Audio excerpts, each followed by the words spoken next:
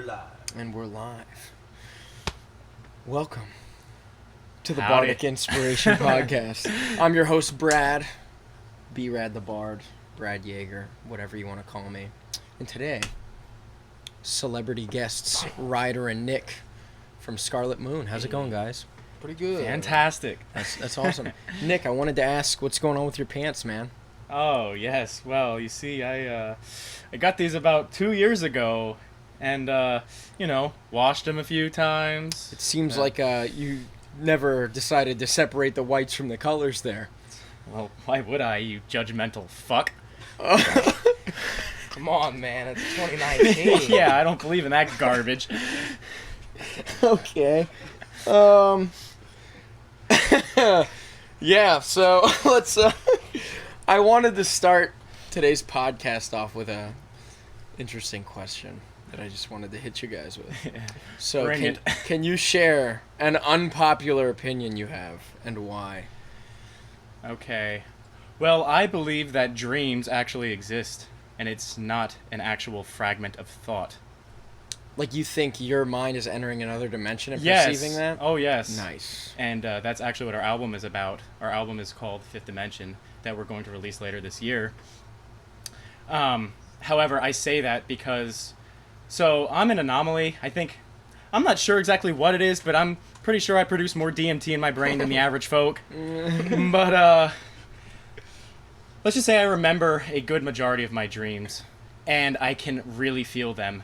And I felt the feeling of dying once in my dream. I've been there. Yeah, I've had a nightmare right? like that. It's crazy, because normally when I'm dreaming, right, I have a gunman or a guy with a knife or a tarantula or something's trying to kill me. Let's just say that. No matter what it is, it's always trying to kill me. And I always make it free. Whether I end up bloodied and bruised from hurting myself in my sleep, I always make it out. But this one time, I had this dream last year, I did not make it out. And I saw myself in third person, because I got shot in the chest in my dream. And I saw myself in third person on my knees. And it literally felt like death. Nothing else could describe that. And it was really ego diminishing and humbling at the same time. I believe it. Going deep. Yeah. That was pretty deep, man. All right, I'm with Yeah. that. That's pretty crazy. That's pretty crazy stuff. Very introspective. If you dream that, too, like you're nailing a hot bitch or something. I've been there. High school, especially. Yo, you actually you actually feel it after the dream, and you don't gotta, rub one out in the morning. Yeah, Ryder. So do you want to? Do you want to share an unpopular opinion you have before Nick goes too far down this rabbit hole?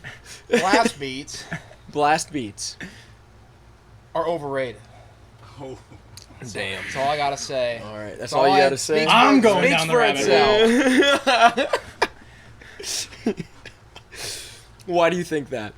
I think everyone uses them, and everyone uses blast beats. It's like red cars, man. It's just Yeah, it's like red see them cars. too much. Yeah. Just get tired of it. What's a band that's using unconventional drum stuff that you're a fan of? One would be like Zach Hill from Death Grips and like his various projects. I think he's incredibly interesting, like just approaching drums from a different way that no one else does, and he's just goes berserk and plays drums till his hands bleed, which is awesome. That is awesome. What about you? Is there anyone you're into right now? Like who's a guitarist you're into right now? That I just started listening to. Whatever. Joe Pass. I don't know. He's a jazz guitarist. Okay. So you're in a jazz 20th century jazz guitarist. Oh, Yeah. fancy. Oh, I love him. So a reason you're going that way right now? What led you down that path? I know both of you guys are hella eclectic. Yeah. So we were both in jazz band together in high school. I was a senior when he was a freshman. So we've been friends for a very long time. I didn't actually start getting into jazz music until after high school. That I really started expanding my musical horizons and listened to other things than just rock and metal music. The first jazz album that really got me into jazz was Kind of Blue by Miles Davis. Oh, nice. And then since then, I expanded my horizons, and I also really liked Django too, Reinhardt, and the whole gypsy jazz type of stuff. Yeah. Which is fantastic. Phrygian stuff. It's fantastic. But then recently I've been getting into weirder jazz, like Charles Mingus, and then some of the guitar greats like Wes Montgomery and Joe Pass. And I've always been a fan of listening to guys that can perform a song and they don't need anybody else, with them. And a lot of the classical guys I follow too, like Andrea Segovia or Julian Bream, do that perfectly fine, where I can just, put in a record and just listen to them playing their guitar, or listen to a pianist playing the piano by themselves. Pieces, Well, that's interesting that you say that. What do you think of like a lot of these guys doing like percussive guitar, where they're doing like the bass, the melody, and the percussion with the guitar? What do you think of that stuff? Yeah, that's really cool. There's a really good YouTube guitarist that I like that does something similar. Well, there's Igor Presnyakov. He can do like Metallica covers. Oh, that's cool. Fingerstyle type stuff and stuff, and then obviously Gabriella Cavato. Where you at? I think she's Mexican. I could be wrong. No. She's somewhere South Scandinavian. America. No fucking way. Yeah. I don't know. Scandinavians and Mexicans are pretty close. We're looking that up, boy. Yeah. We're looking that Just one a up. huge diagonal. Tell me more while I look this up. Like who else are you into? You see the new Andy James stuff that came out? He has a new Kiesel. I'm in love with that guitar. I don't really listen too much to that. He's like a progressive metal guy. I know him. Andy James. I love him. I love his new stuff. I've been listening to it on repeat. Yeah, I just haven't, gotten there. Yeah, that's cool. But Guthrie Govan, of course, fantastic. Did you see the stuff he did with Nick Johnston? It was like years back. That album Atomic Mind. I really follow him with his solo stuff, like Erotic Cakes. Yeah, Erotic Cakes. That's Fantastic classic, album. And then I really like the Aristocrats. Everything him and Marco Miniman is just he's a beast of a drummer.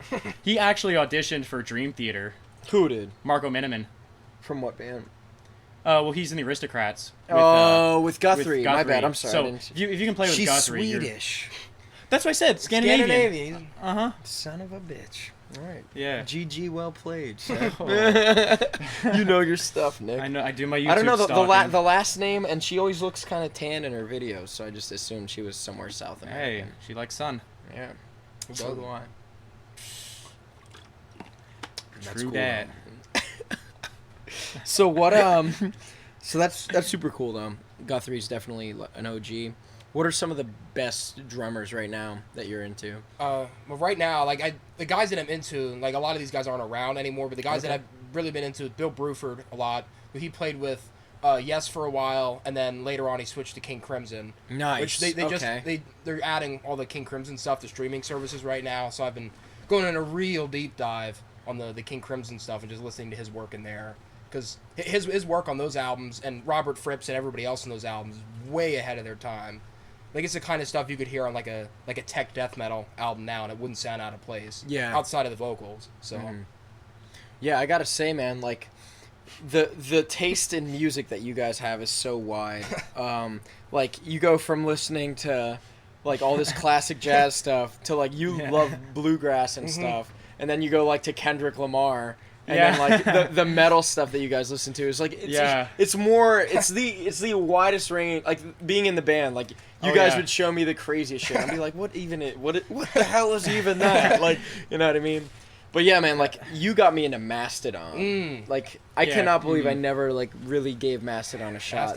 Dude, that Jaguar God album, good. Unparalleled. Emperor Sand, dude. Oh yeah. Yeah, that's the album. Too. That is the album, Emperor of Sand. I thought it was Jaguar God. That's the best song on the album, though. That song is big super finale. good, dude. Oh yeah. The whole album honestly runs through though. Yeah. But all their albums, they're all really solid. Did you see like? There's a lot of like. I think this is so cool. I'm like finally have like a good like metal person in here. Like I haven't had a good guest for this yet. But so many good bands came out with albums in the last couple months. Like In Flames just came out with a new album, By the Mask. I don't know if you ran through that, dude. the whole album is filled with bangers. Hey, Matt dude. Pike's Matt Pike, so Dude, riff lord. the whole thing is tasteful. Like the melodies are, Yeah, quintessential In Flames, beautiful stuff. The new Dream Theater album, dude. That song Paralyzed. Did you listen to it yet? I'm honestly not a huge Dream Theater Dude, fan. I like them and I appreciate them. I just don't listen to them a lot. I hear you on that, and I used to be a lot like that. And then I like their bangers, like Pull Me Under and Octavium is the big Octavia, one. Oh, that's a great one, yeah. Endless Sacrifices, like my Metropolis, jam. too. Yeah, they have a lot Yeah. of great But songs. dude, honestly, give this album a run through, man. It's all really short songs. It's not yeah, it's not all really? 10 minutes of John Wow. Petrucci being crazy. Yeah. It's honestly really, really cool. It's almost like I don't want to say it's like a pop rock album, but it's more tasteful than a lot of their other stuff. Definitely give it a shot. Oh yeah, I mean every musician in that band is Yeah, beyond they're Yeah, elite. well, they're God all tier. Berkeley We love it, trained. Yeah. Yeah. If you went to Berkeley, you're at least proficient. Like, Yeah. You know what I mean? Least provision. Yeah. Far beyond. Yeah, provision. far beyond. Oh, geez. But yeah, they have, I think the album's called Distance Over Time. Definitely give it a distance shot. over time. I'll just And check it then out. my favorite guitarist is Nick Johnston, and he just dropped Yeah, a new yeah, album. yeah. There's this song on there. I think it's the last song on the album. It's called Wide Eyes in the Dark. Masterpiece. Ooh. Masterpiece. It's not, I gotta say, the album, it's not as smooth as his last album. Like his last album Right. was full of bangers with really tasteful melody stuff. Mm. This is more technical, so you guys would probably appreciate it a lot. Sure. Like the drumming is super dope on stuff. Like it takes me a few run throughs to grab it. yeah, grab figure out it what's all. going on. But yeah, but like for you, I think you would definitely dig that, I'll man. have to give it a listen. Give it a So spin. what are some of the shows you guys have coming up here soon? So we just finished our spring series of shows, Okay. where we played in Ardmore, Kutztown, Pottsville, Fleetwood. yeah. Yeah, at Homer's. That's the one I went to. Yeah, that's the one you went It's to. good, man. Yeah. How many of those is Joey making it to? The bass player. He only made it to one. So oh man, state Yeah. college life, man. Yeah. But we just tell him, make it to what you can, because we can still play shows as a two-piece. Yeah. And you really got to do, as the late great Rich Piana said, whatever it takes. God damn it. Yeah. Rest in peace. Yeah. To you got to have whatever it takes. You got to be that 5%er and do what other people can't do, because there's a lot of people that make up excuses and it's like, oh well, I can't do this because of this. And if you always live with that mentality, you're not going to do anything. So what we're doing now for the summer tours is our first show as of now, unless we get one before that, is July 6th at the Mestosis Room in Philadelphia. Okay. So this is a metal festival that I asked about, and we got put on the card. We're about mid-card in the show. Who are as of the right now. acts that are there? There's a lot of people. I mean, like who are some of the bands that that are on the card also? On that. Honestly, You don't I even know. It's not. Yeah. It's not like it's Not like a lot of local bands. So No, nothing it's you not really like it's like recognize? a Devil Driver show that we Yeah, put together. It's classic. because there's no ticket sales. Yeah, so that's why we're playing. There's it. no national big name bands. I think it's like a lot of local regional metal acts Yeah. coming together for Nothing this. you guys recognize though. No, I It's didn't look at the bill it's basically too a lot much, of people that are in our same situation. Yeah. Which I really do enjoy. No, dude, because absolutely. those type of people especially is you can really bond with them as people because we're going through the same stuff. Yeah. Well, I honestly build a lot of cohesion with a lot of those guys because you can you get to see each other grow and then ask Yeah. each other questions. Oh, yeah. Like, oh, what are you doing? Like, oh, that's not the amp you used last time. You know what I mean? I love that Yeah. stuff, man. Yeah, it's like talking to people is how you help get more shows and just get Yeah, to know absolutely, more people. man. It's just But tonight we started Facebook spamming venues to Yeah, man. That's what it to takes book these shows days, until man. Facebook got mad at him and Yeah, banned yeah. him from. Oh, for real? That's yeah, sending I sent messages. too many just like go to the page, send a message. Go to the page, send a message. Like a copy and pasted. Like yeah. That's Yeah. funny. try again another day. That's funny. But you got to do what been you got to there, do, man. and because most of these people, like that's one bad thing about. Well, there's a lot of bad things about social media, but people are so bad at communicating now because it's they don't need to, right? It's like if you call somebody and people don't respond to you, like they're a dick. Yeah, no right? doubt. If it's like, hey, how you doing? Hey, are there any shows available? Hang up. Oh. Like, that's how that would be like, right? It's the same thing if we're, messaging on Facebook and it's like, hey, how's it going? Do you guys have any shows available? And they say something back, and then we say something back to them, and then nothing. nothing. Scene. Hit you with that scene. Yeah! So you gotta be a little aggressive when it comes to booking that stuff. And I think, too, is because they have so many bands that reach out to them all at the same time as well. Because there's a lot of people that play music in the world. But at the same time, too, there's different people that are behind the computer screen. You have no idea who you're talking to.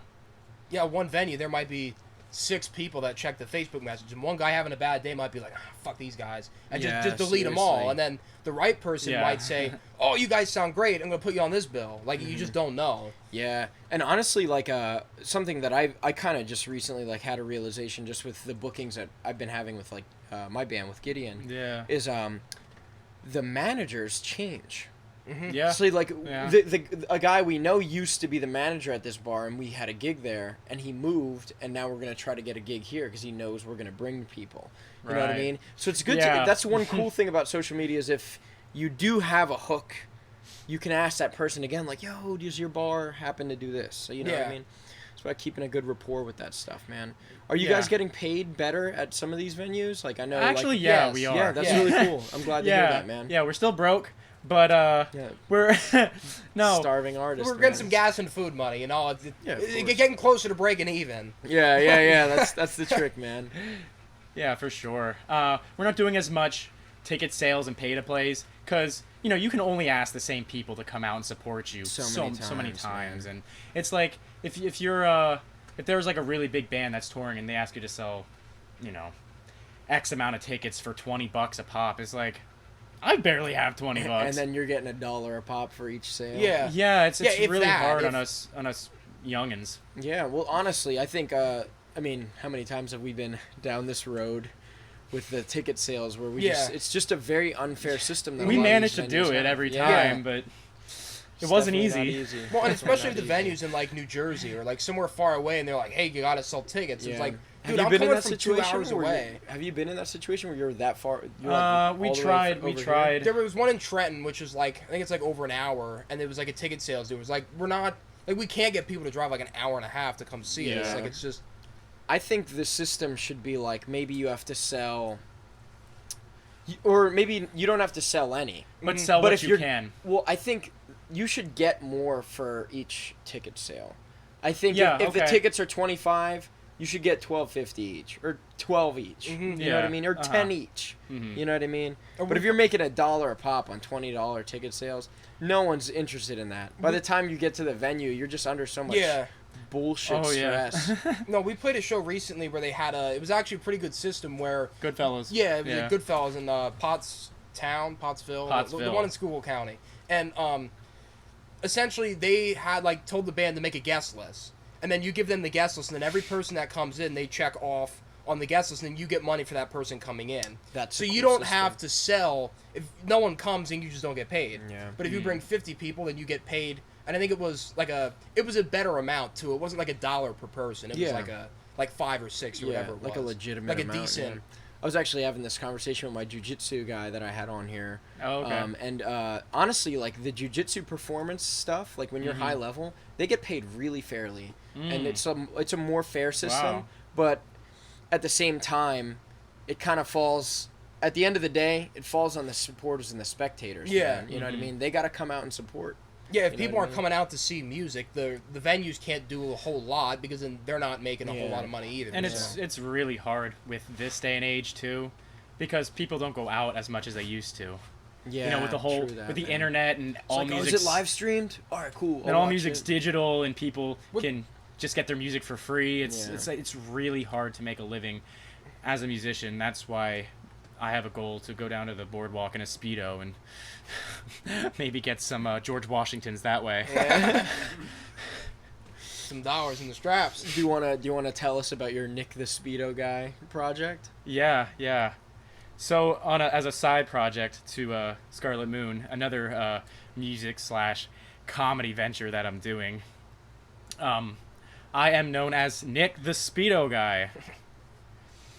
So, basically what I do is I walk around in a Speedo, strut my stuff. Are you wearing the Speedo? I'm not. I'm wearing Fruit of the Loom boxers. That'd be pretty neat. Missed the opportunity, man. But yeah, so I'm going to go down to the boardwalk, and I'm going to write, for right now, maybe 5 songs about wearing Speedos and living the life. And just be a character. And dumb shit sells. That's really what I noticed, because I've done dumb shit my whole life, and it's always gotten me attention. Mm-hmm. Right? Well, didn't you edit the Wikipedia Yes. article for your school? Yeah, I edited because we went to Tulpehocken High School, and I edited the Wikipedia page, putting my name on it, because there was a notable event section on the Wikipedia page, and the one was something about this principal getting a promotion or something, and then I made another bullet point, and I said, in 2011, Nick Sokolovich used the school microwave to microwave his shoe.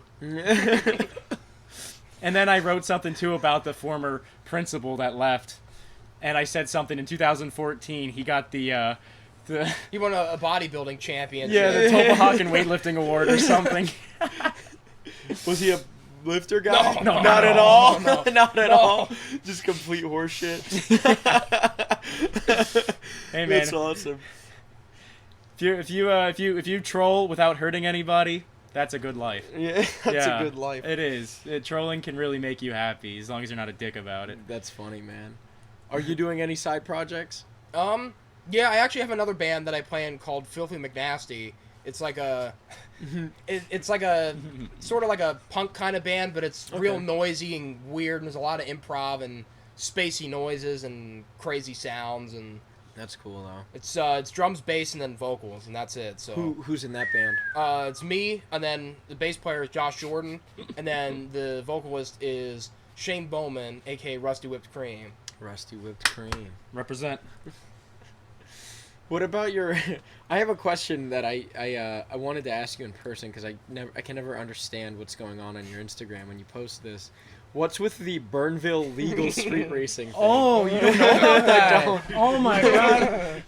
Please go All into right, that for me. ladies and gentlemen, just so you know, as of 2 days ago, I am the Main Street world record holder of Bernville legal racing.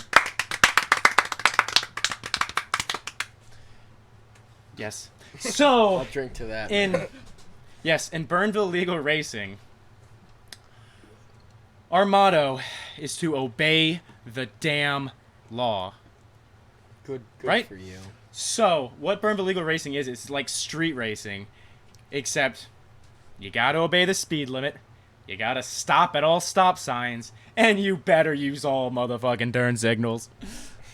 Because if you don't, you're breaking the damn law. We're gonna have the town chief on your ass. Oh my goodness. You don't want that to happen. But let's just put it this way. Ever since I started Bernville legal racing, I've gotten pulled over 0 times. So who do you race? So it's more so of a one-person time trial type system, right? Instead of 2 people going head to head. So there's a whole league that I'm part of, you know, the legal racers. And yeah, so this year, so last year we started this, right? And Yeah. I came up with the idea. I pitched it to my one friend who lives a block away from me, and us 2 Bervillians, you know, used our noggins, and we thought, hey, we can turn this into an empire. So, fast forward this year, and I'm really serious about this Bernville legal racing stuff now. Now I want to turn it into like a reality type show. I saw. Where it's getting really WWE like. I noticed. Yeah. there's a lot of promos, but unlike WWE, the races are unscripted.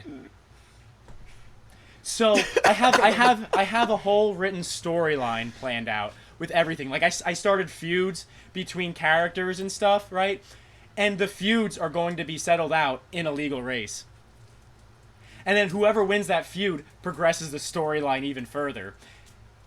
And we have a special surprise at the very end of... Well, it's not a surprise because I'm telling y'all on here. But the grand finale of Bernville Legal Racing Season 2 will be the Bernville Legal Marathon, where we legally drive 26.2 miles in Bernville. All under 25. Yeah, all under 25 miles an hour. Don't forget about community That days. doesn't sound fun. I'm not gonna lie. Oh, it's so fun. It's exciting. Yeah, it's when you're in the zone. Yeah. when that Speedo's a 24 and it's almost a 25, and you start. Because if you DQ, like, we take no sympathy over that, right? Like, so at the end of Bernville Legal Racing, so there's a point system, right? So say if you're at the number 1 rank for that course, you have 1 point. And then, or if, like, you're number 2, you have 2 points. The person with the least amount of points wins for that season, right? But if you DQ, whoever finishes last plus 5. Each subsequent DQ has that DQ doubled. We don't play games around here. You obey the damn law, right? What will we like to say? 25, you're fine. 26, your ass is fined.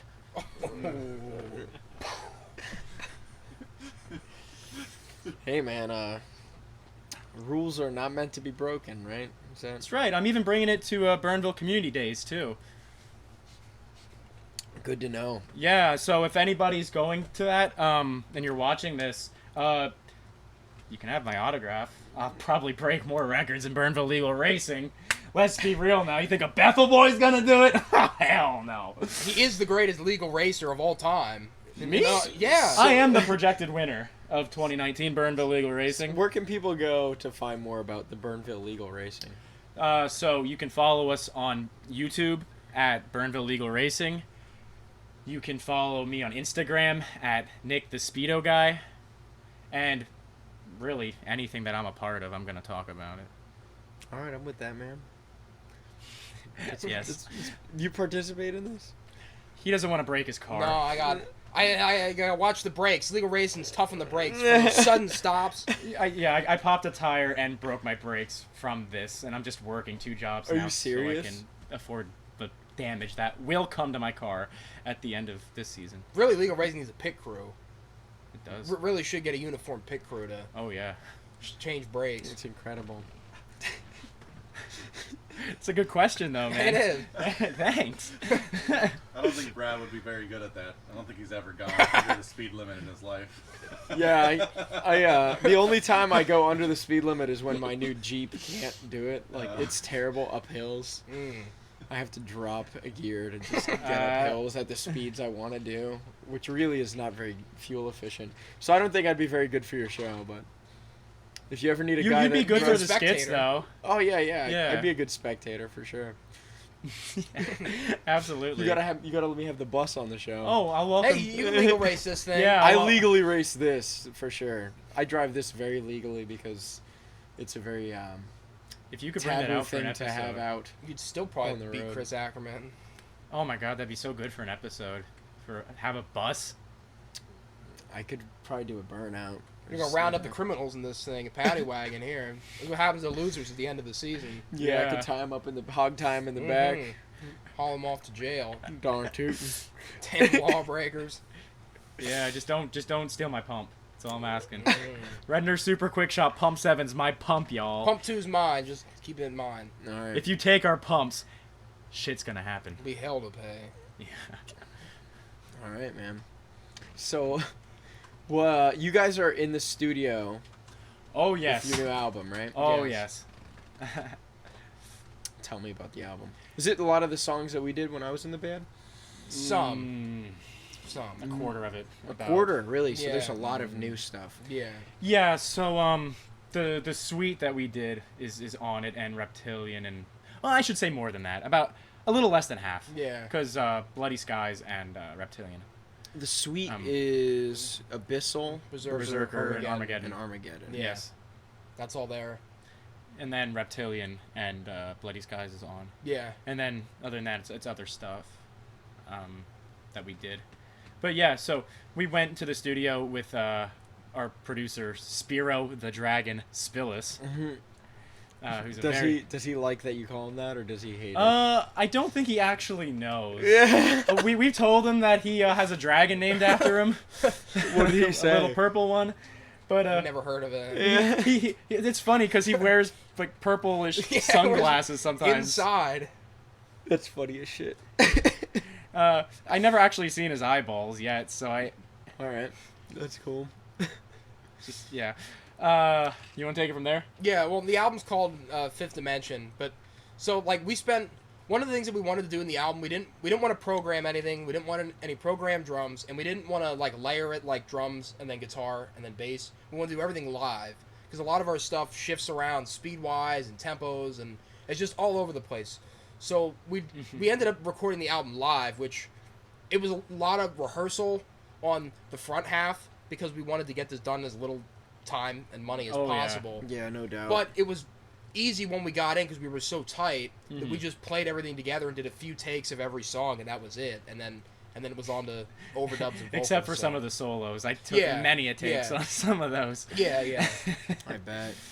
So, that's at this one on Kutztown Road here. This recording studio. Yeah. He's great. He's he's so good because we wanted to reach out like we were talking earlier about like how diverse like our musical tastes are. We didn't want somebody that just did metal, right? Because like the whole like machine gun drum sound, like that's not what we're going for. And the fact that Speedo recorded Victor Wooten and Trans-Siberian Orchestra really it's like, well, okay, if he can do that, and then he can sure record us, right? And I am more than impressed with the job that he did. He is fantastic. Highly recommend him. So, what all equipment did you need to bring? Did he have like a lot of stuff that he let you use? Yeah, he did. Like especially for the drums. Like, he had a drum set there that sounded fantastic. Did you bring any of your hardware at all? I think I might have brought like a stand or two, and I brought my cymbals. I used some of my cymbals. I think I actually used all of my cymbals, and then he had a couple weird like spacey noise things that we used. Yeah, the percussion. We used because he had congas that we used on a track, and timpani, which we used on Armageddon. Yeah. Which were that actually ended up real cool. It wasn't something we had planned, but the first day we went in, I was like, ooh, I saw timpani in the corner. I was like, hey, can we use those? And he's like, yeah, that's what they're here for. And then outside of that, he brought his amp and then his cabinet, and then You brought your whole cab or just the head? Yep, everything. Everything. He didn't have equipment there for you guys to He use? did, but I'm just so used to playing with the Randall and just that, the sound that we've been using for the past 2-3 years now. That it's your tone, so I figured. I mean, I don't want to experiment now, especially to that, because we had very limited time in the studio, and the pressure was so high. Not only, because like when you go into any studio, you gotta pay money for it because somebody's producing that, and it takes a lot of hours on the producer's time too to get that done. But Buck, the Boy Scout, the bass player, Joseph, he had to go to college at the end of August, and we only got in there in early July. So we're like, oh, damn, we got to record all 11 songs and all of the bass, pretty much, damn near perfectly before he goes to college. Otherwise, we'd still be going in, because what other time, would he be able to come? Luckily, though, we managed to make it through, and I think it was like barely 4 days or something before was... Buck actually left. We finished everything. We're like, Well, all his stuff was done, and I think he had like a couple like solos or rhythm things that he wanted to do, and we had to do vocals yet after that, but we just had to make sure his bass stuff was done, because if not, it was like a 6-month setback. It was going to be really annoying. And at that point too, the quality wouldn't have been as good, because we were all set focused. We were all seeing each other 3-4 times a week, just constantly practicing, getting super tight. And if we would have waited 6 months, the adrenaline wouldn't have been there that it would have been previously. I gotcha. So what are you using right now for your rig? What you still have the Randall? I use the same stuff. Yeah, the Randall Diablo. Oh, you have that's a half stack or what? Yeah, you know what I have. Yeah, I I'm think trying to it's remember. It's either a 210 or a 212. I forget. Yeah. It's a half stack. That's cool. And what kind of pedals are you using? I use a super chorus. You were using that for like the Yeah, that's spacey my stuff. very space noise. I use it for extreme outer dimensional feelings. That's for those transmissions from another dimension. I'm shifting shifting right now. That's for when we gotta all right, wire Alex into Alex Jones. Yeah. That's what that's for. Wire into that frequency. Spooky. Anyways, so I use that. And I also use, it's called a blade pedal. It's my little distortion thing. I think it's Moore is the company, I think. And, It's funny that you know more about it. no, he knows more about me. Yeah. And then he made that little Pedal board. pedal board for me. Oh, you made him a little better? Yeah, there's I wanna see also an EHX Soul Food as a boost. Nice. Just for some of the shreddy stuff sometimes. Cut through a bit. Yeah, we didn't, it wasn't really necessary to have things, like, super amped up when we went to the studio. Because, like, when we heard it first, it's a pretty raw production. And that's what we, wanted. Yeah. Spiro tinged some things up and made some things sound prettier and uglier and, whatever we wanted. Yeah. But we wanted a pretty raw take of things. So it's not like we were super meticulous with, everything. It's mostly to sound as real as we could sound. Yeah, like when I listen to a record, I want to hear a band playing as a band. You know what I mean? Like, I don't want to hear a bunch of people, like, playing to a track. I want to hear the band interacting. So I think that's what we tried to get, that, like, that live chemistry, like the electricity in the air. Yeah. So, and, like, production-wise, when you do that, I also like it when it's stripped down, so you can really hear the interplay in the musicians. Like, you can hear the little mistakes, and you can hear just everything that's going on. And it's just a real simple production, but still sounding good. You think that's more tasteful? Yeah, it's just like personally, it's Yeah. something I like more than like the trigger drums where everything's like perfectly equal. And Yeah. like I'm a fan, like, production wise, of like the older jazz records and like the 70s records, like the Led Zeppelin drum sound and like Yes drum sound and like some of those more raw records, or even like the 90s grunge records, like that kind of, where it just sounds like a drum set. It just sounds like a guitar and it just sounds like a bass. You're not a huge fan of, like, where music's going right now? Like, a lot of people, like, when you go to a lot of studios, they just program, like, yo, here's, like, here's the rhythm stuff, here's, like, some programmed beats and stuff that I put together.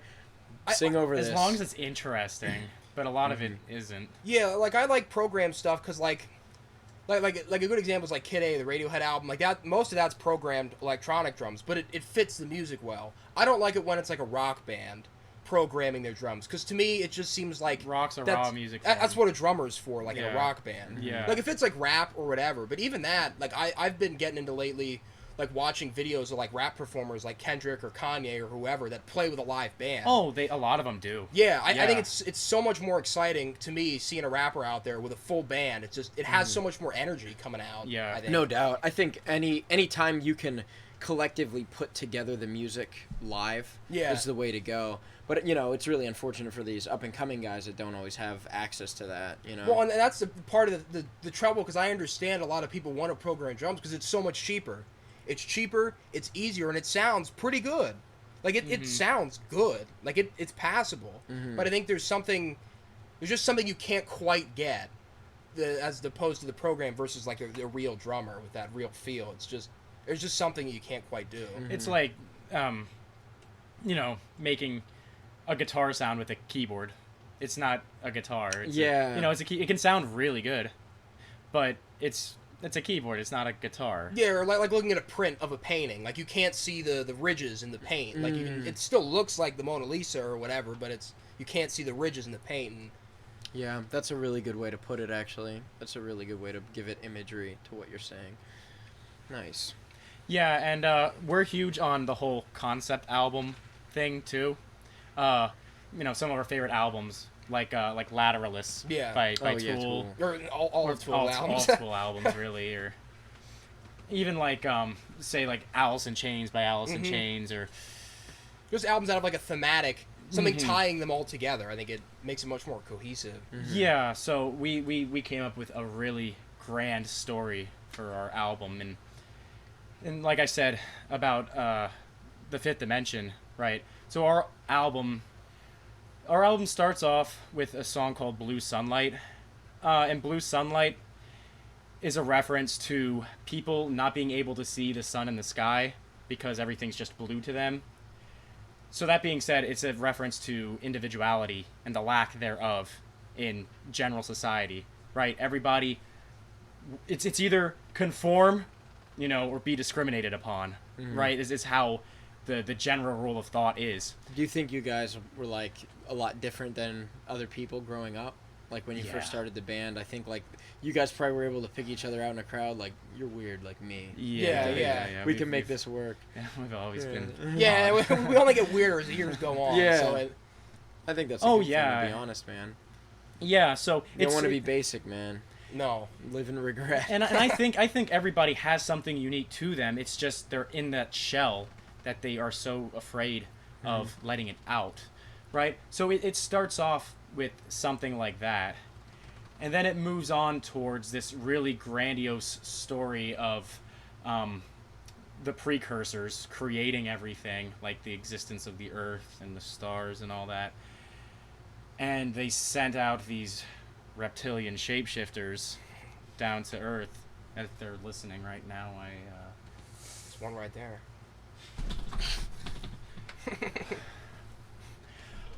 But however, these shapeshifters wish. aren't exactly evil in our album. Okay, these shapeshifters are trying to tell, and the precursors are trying to tell people to stop killing themselves. Essentially, right? So a lot of the album and the Fifth Dimension is when the narrator of the album, or the main character, goes to sleep, and he sees this alien. And this is a real dream I had, where I saw an alien up above my wall and talking to him to say, "Hey, what's up, Roshka, Niska, Rashka, Roshka, Reska, Rashka?" And he goes, and then I say to him, "Reska, Rashka, Raska, Reska." And then we convey all this information. And I was like, finding out some answers here. So, basically what the alien is telling the main character of our album is that you are the chosen one. You are the one to change people's lives. And you are the ones to get them to be like you and change other people's lives, just like you did. And that's what happens during the middle of the album, right? So, through that, the narrator's having this personal dilemma then of figuring out, like, oh, what should I do? What should I do? What should I do, right? While still facing his personal demons. And he's trying to convince people.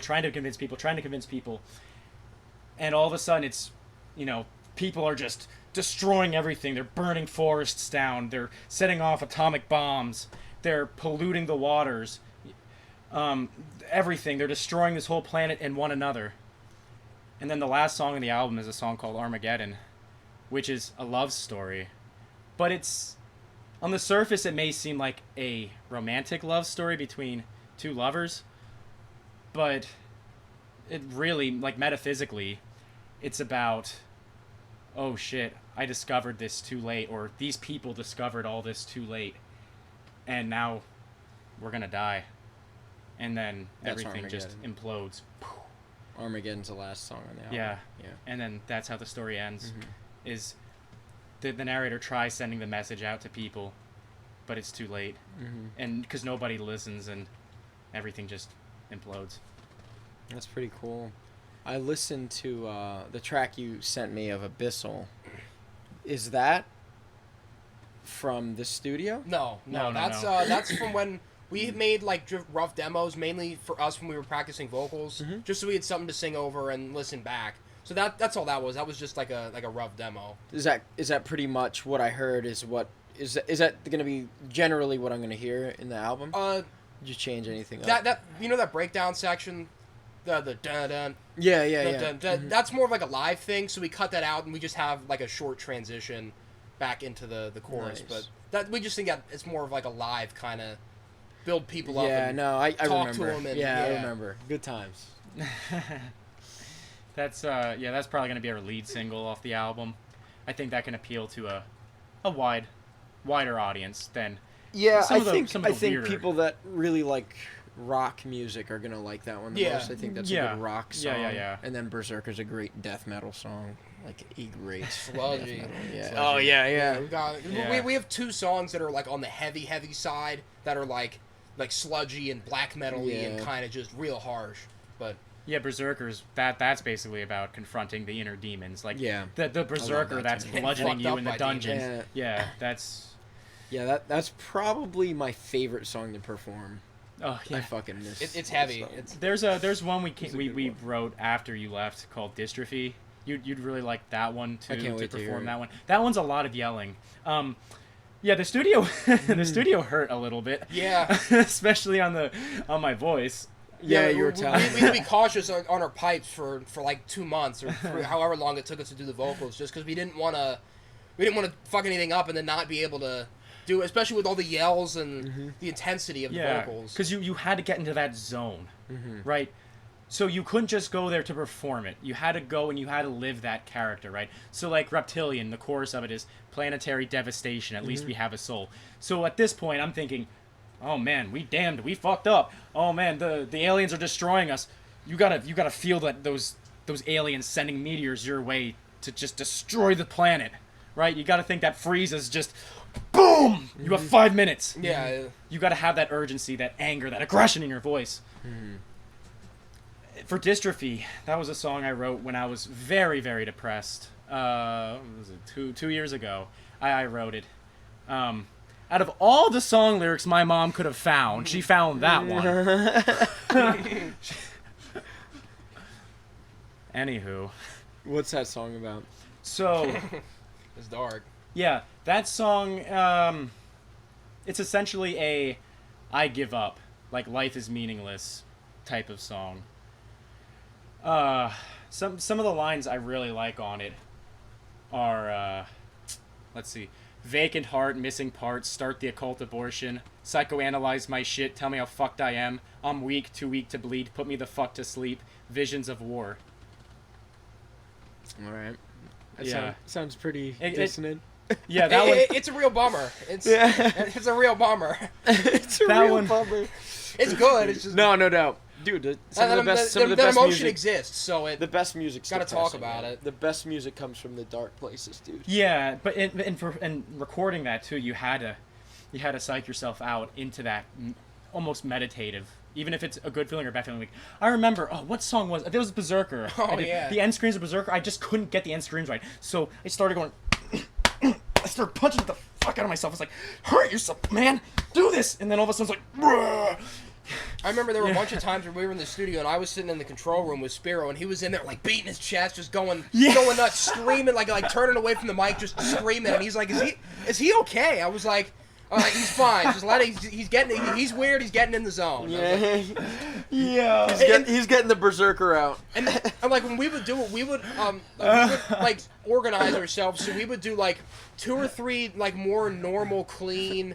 Not clean, but like either clean or like slightly distorted vocals, and then put like the Dystrophy, the Berserker, the real shredder at the end of the day in tracking. Oh yeah. Because if you Not do a that bad first, you're worn out. Yeah, you're not going to be able to do the clean stuff. Like Yeah, the pretty stuff. once you shred the cheese, you can't have a block no more. Once you shred the cheese. Because one thing we wanted to do on the album is a lot of bands nowadays aren't utilizing multiple vocalists, and I like. Yeah, man. And I think that's something that it's so interesting, like, because a lot of that, like, is rooted, like, yeah. we're both big Alice in Chains fans, so that very inspires us, Lane and Jerry's harmonies, but also the harmonies of the bands in the 60s, like CSNY, and just all the great, the Beatles. Or even the operatic, Bach pieces. Yeah, like Hey-Zoo, Or Hosanna. Yeah, I mean, Hosanna. I remember like some of the first like bands I was into, like even Linkin Park. Like that was like one of the first bands Yeah. I really got into. They had 2 Yeah. vocalists. And I Mastodon. and I loved that, man. Oh, I yeah. loved I've always like every band that I've been in, I never want to be the front man. I don't like the idea of the front man, It's cuz just you and you alone. Yeah. well, I think honestly, The vocals is probably never the fucking hardest part. No, Rarely. It Very, very, like, you'd have to be, like, Beyonce, Justin Timberlake status. like some crazy opera Yeah, singer, you know what I playing mean? Yeah. on something really simple. Like, Yeah. Yeah, Yeah, you're- exactly. Over yeah. something really simple for it to, like, come It's back against the down. ladies, though. Well, dude, and that's what I'm saying. Like, I don't understand how those guys are the front man of the band. 'Cause I don't know. I never understood why pop culture grabbed the singer. well, I think it's because of the lyrics, like that people. Because the singer a lot of the times It is the is. one doing the melody. Mhm. They're a lot of the Right. ones doing Yeah, the catchiest melody. part. And I guess because people are singing along. Like I said, but it's just and most people don't speak music, but most people can understand the lyrics. And they You have know what I time. mean? And they can go like this, too. yeah, they got time to look pretty Yeah. and cool. Yeah. They can... And a good front man is a good snapping. personality. Thanks. Nice, like a red snapper. Thanks, Nick. Snapping turtle. Oh, yeah. Oh my god. So, are you guys still selling bubbles as your merch? Yeah, actually, Yes. well, that's what we send venues. We say we're the top selling band of bubbles and yo-yos. No one sells more bubbles than Yo-Yo than Scarlet Moon. That's Of course amazing. not. Never in music history has that happened. Oh, that was so much fun, man. I remember going to those metal venues and everybody be blowing bubbles like it was a goddamn playground. It was like this should be like a metal venue, everybody's wearing black with cut off, Doing 8-string chugs, then they're just going. well there's bubbles everywhere. And no matter who you are though, everybody loves it. Oh yeah, they. Oh no, 100%. Like who can hate bubbles? Yeah. Well, dude, I remember. Maybe Buttercup. It just reminds me. I remember the one show that we did sell the bubbles. I can't remember who we were playing with, but I remember we got there. I was dressed metal, appropriately for what you would expect for the metal show we were playing. I show up, and Nick's over here. He's in a full suit, looking like he's about to play in some underground jazz club. Boy And band. then fucking you show up looking like you're in a bluegrass band, and I'm like, what the fuck? And Buck looks like a are we? cowboy. Yeah. Yo, I was like, dude, what is? No, it was only us three for that show. Oh, What show that was that? Because we had the bubbles. I remember. Okay, I did look 'Cause like I a was- jazz guy 'cause- for that one. yeah. That was Reverb. We played with this band Split Pistols. I remember that. Who was the headliner? I don't remember. Super Bob.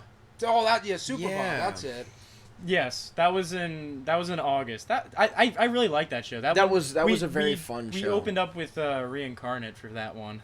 Oh Yeah, that- that was your tune. That video actually has a lot of views on Facebook. Yeah, There's a lot that's of awesome, man. I'm glad to hear there's it. a lot of Egyptians that like it. Nick, do you want to actually go into your social media strategy a little bit? I might be top secret. That might, Yeah, I don't know. that might be a trade secret. Yeah, all right, that's cool. You don't have to divulge it, but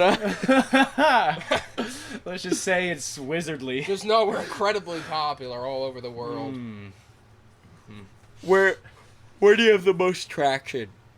What country Well, besides America? And- Besides America. Outside America, maybe Egypt. Honestly, Yeah. we got a lot of Egyptians. Yeah, we got a lot of Egyptians. Egyptians really like us. No, Egypt. There's a big following in Mexico too. yeah. Russia. I think Asia should be our next market. Maybe India. Yeah, India's a good place. Play some harmonic Japan, minor stuff. maybe. That's Yeah, I fun. don't. Did I ever reach out to? I don't know about that. Gotta spread the word, the gospel, Yeah. Scarlet Moon. Yeah, I think you're right though. It's first United States and then it's Egypt for a demographic. But they're no like our Egyptian fans, they're very active in our posts. Yeah, they Really? like, yeah, they comment. yeah. Oh they're- yeah. It's because when they comment, we have to translate the comments. Because I don't know Arabic just yet. That is a goal of mine to learn it. You guys want to tour Egypt? But Yeah, we got, God, that got would be fans. We gotta- amazing. I would love for it. the fans. Oh my god, people are nice. The food is so good. Mm-hmm. Listen, I'm one of them guys, man, that I get food and I eat it, and I watch. I don't know if you know who the Food Ranger is on YouTube, Trevor No. James. He's a Canadian guy who goes to a lot of Asian countries, and sometimes he goes to places like Mexico too, and whatnot, or like Egypt.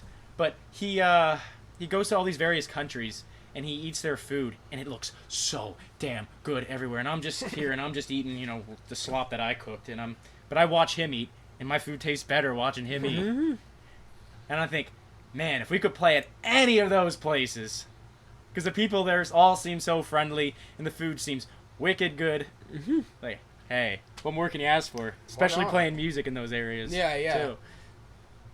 I think honestly, the strategies you guys use, well, we even like when I was in the band that we used, just sticking out, like no one, like all the bands like that. I was having this conversation with you the other day. All the bands that show up to play metal that are all wearing black blend in with all the other bands that show up to play metal and are all wearing black. Yeah. Our music spanned a huge range of genres. Certainly. And you know what I mean? Like every song was a different genre practically. And then we were dressed like assholes. Well, I remember one of our first gigs, we made it a point, we wanted to wear all white. Because we're like, everyone wears black. Let's wear white. Why not? I wore extra black and had a mohawk. So it looked like you guys were my angels. It was good and I was contrast, and I was the demon. Because, a lot of people tell me, they're like, Nick, you're the biggest troll I know. Yeah, I was like, hey, I take that as a compliment. for real. I mean, it makes a lot of people laugh. I think that show, the gif that came out of like my throwing my shirt off into the crowd, dude, I will never replace that. I'll tell you. That is going down in history as the best gif I'm ever gonna have of That myself. was a hell of a show. Dude. And I'll tell you, now, like, our shows, like, we're really perfecting the theatrics of it, like, as of now. Like we've implemented speeches in our songs.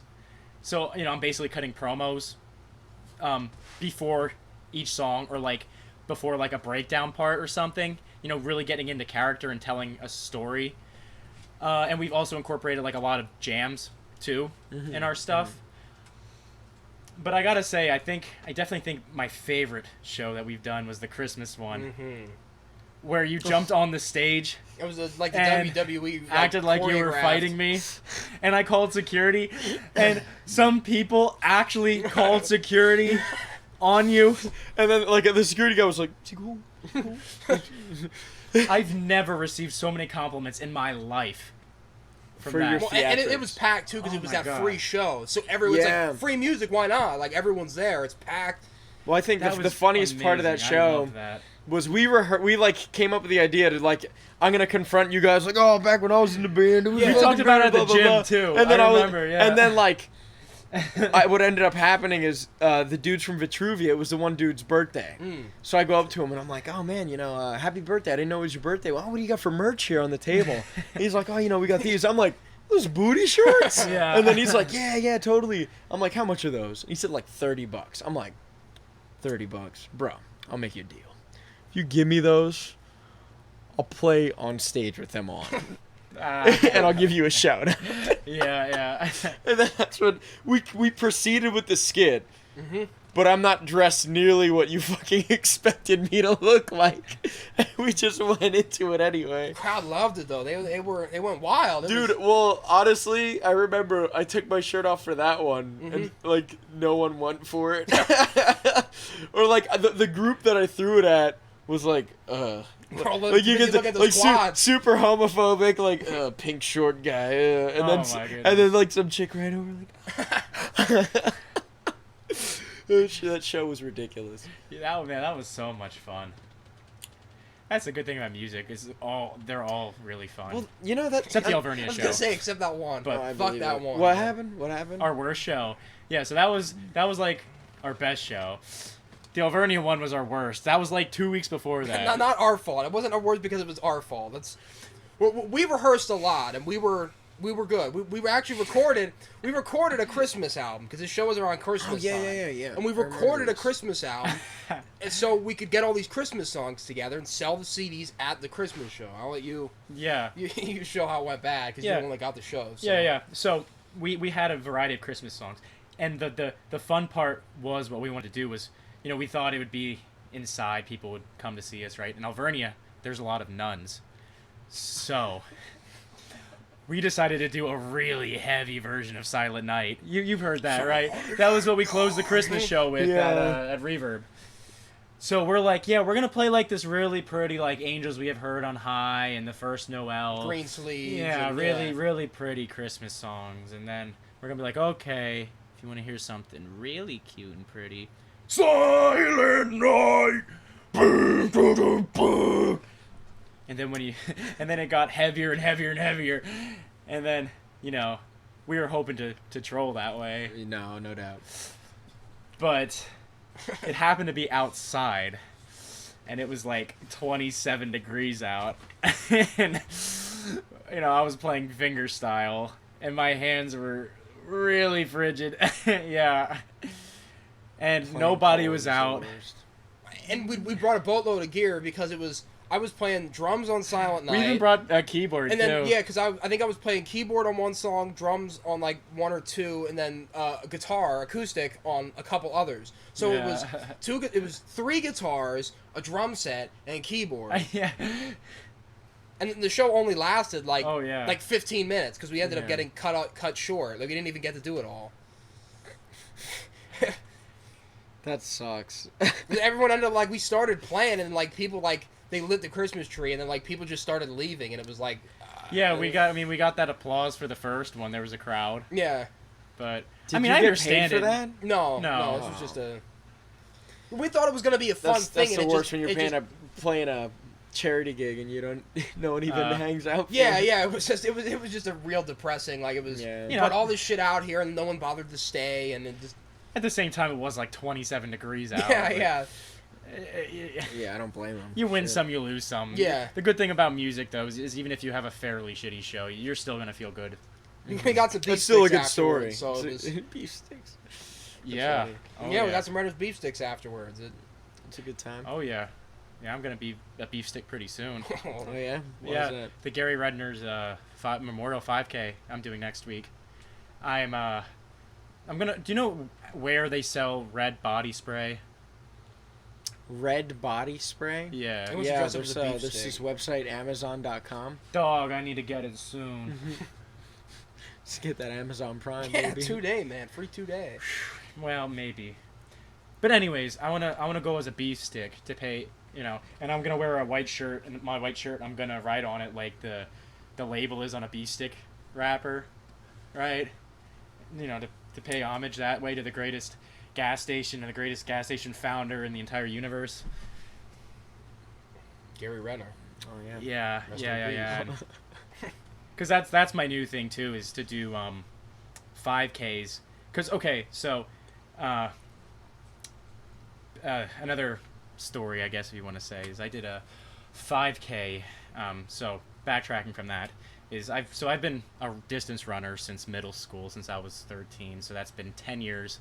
I've been doing cardio endurance type activities, running, swimming, biking, whatever.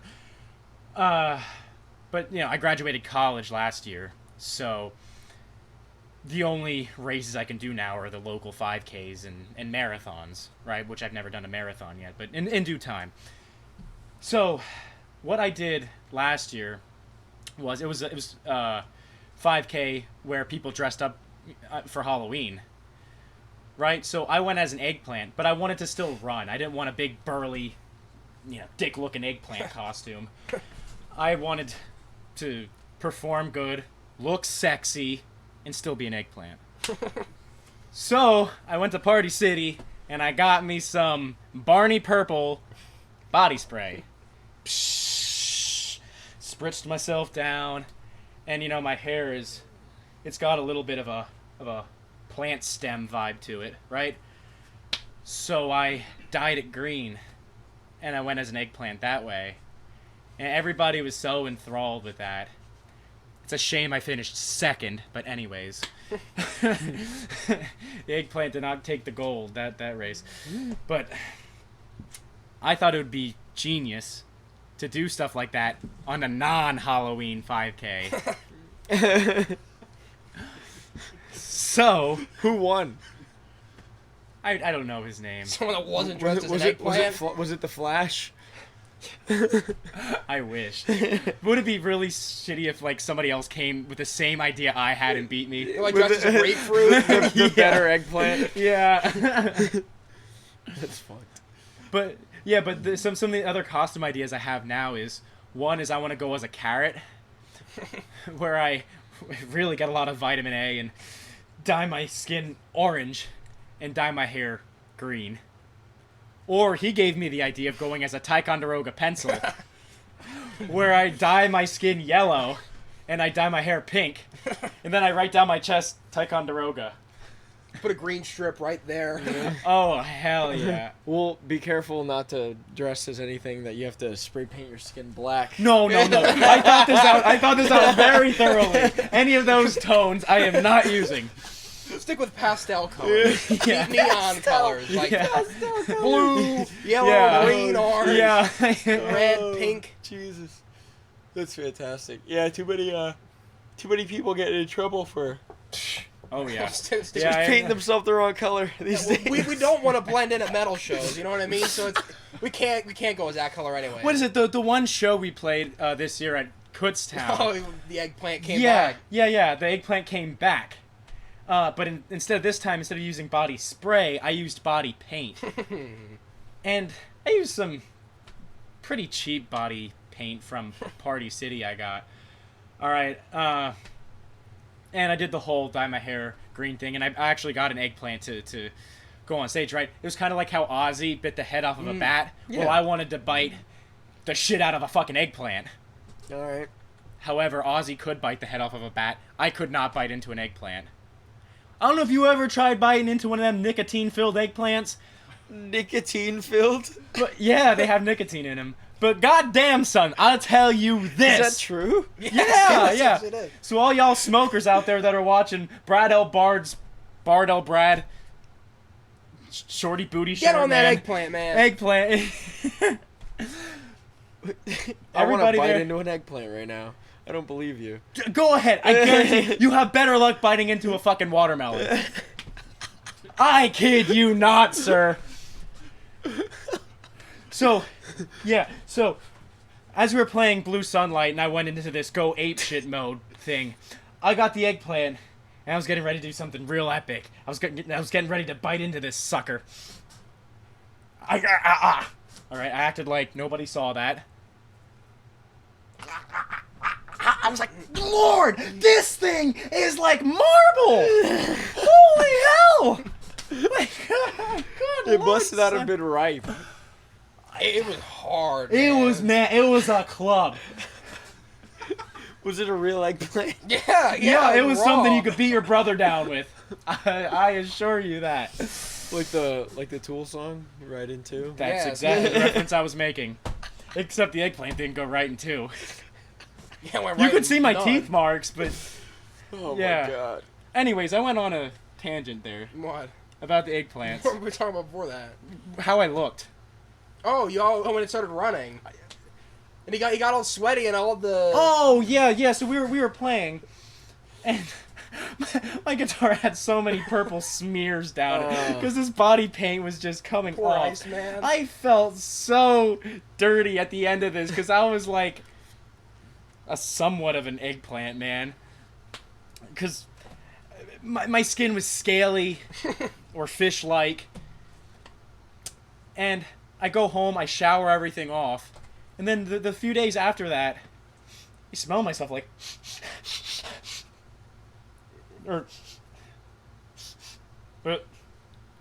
did I piss myself in my sleep? I didn't know about it. It's like, what is this odor? I thought at first my dog Mohammedine, Your did his dog's business. name is Mohammedine. Yeah, that's his king name. Okay. He's the king of Bernville. He's part of the legal racing logo. Fun fact. Oh yes, What kind of dog is it? a min pin. He's a tough min pin, man. Hell yeah. He is a tough min Ripped, pin. jacked, brolic. Oh, I've seen him jump from standing 15 feet in the air. Do you Just have- do you stand have and a just picture of launch. him? my phone's not here, but okay. I do have a picture. If you want to see a picture of Mohammedine. Look up Rich Piana. What? Said look up Rich Piana. That's what Mohammedine looks like. Yeah. Shredded. Yeah. Or you could, yeah, pretty much. Hashtag cheddar. Or just follow me on any social media and you'll Yes, see him. Nick the Speedo Guy. Yes, the best damn dog around. Anyways, I forgot what I was talking about. Muhammad. I was talking about Muhammad. Oh, how much I stank. Yes. Yeah, I had this weird odor, man.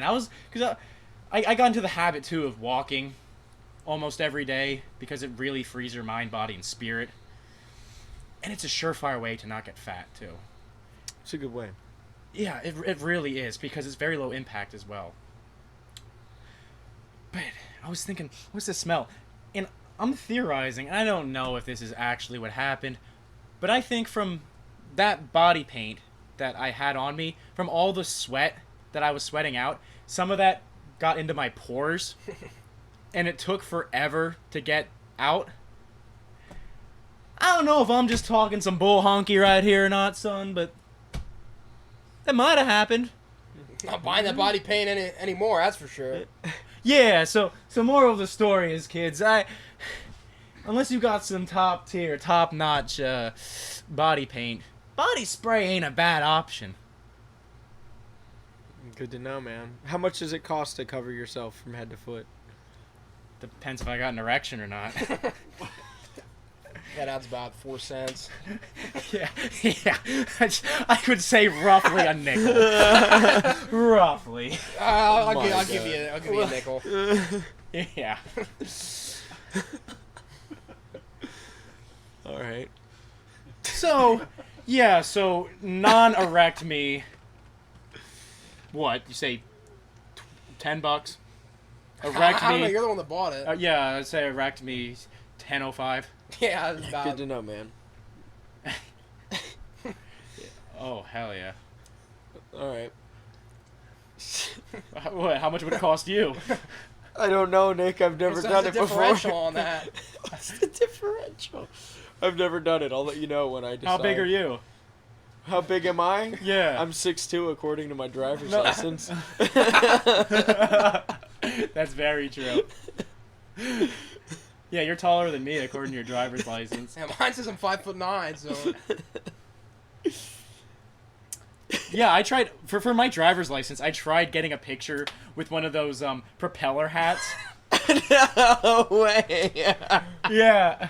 What the fuck? Yeah, dude? I tried getting a picture with one of them propeller hats.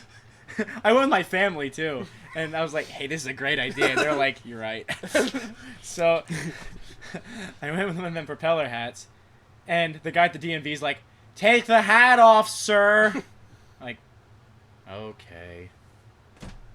So I take my hat off, and he's like, "Okay, you ready?" And then I make this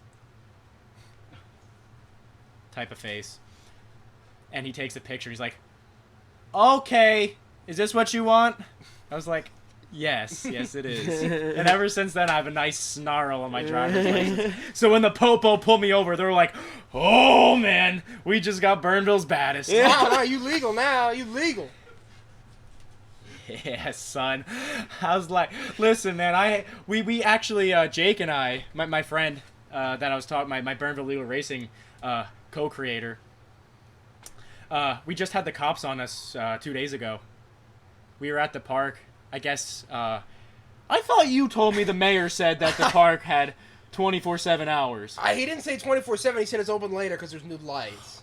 Oh! I didn't get the specifics. Bullshit. I didn't get the specifics. This boy, I'm telling you what.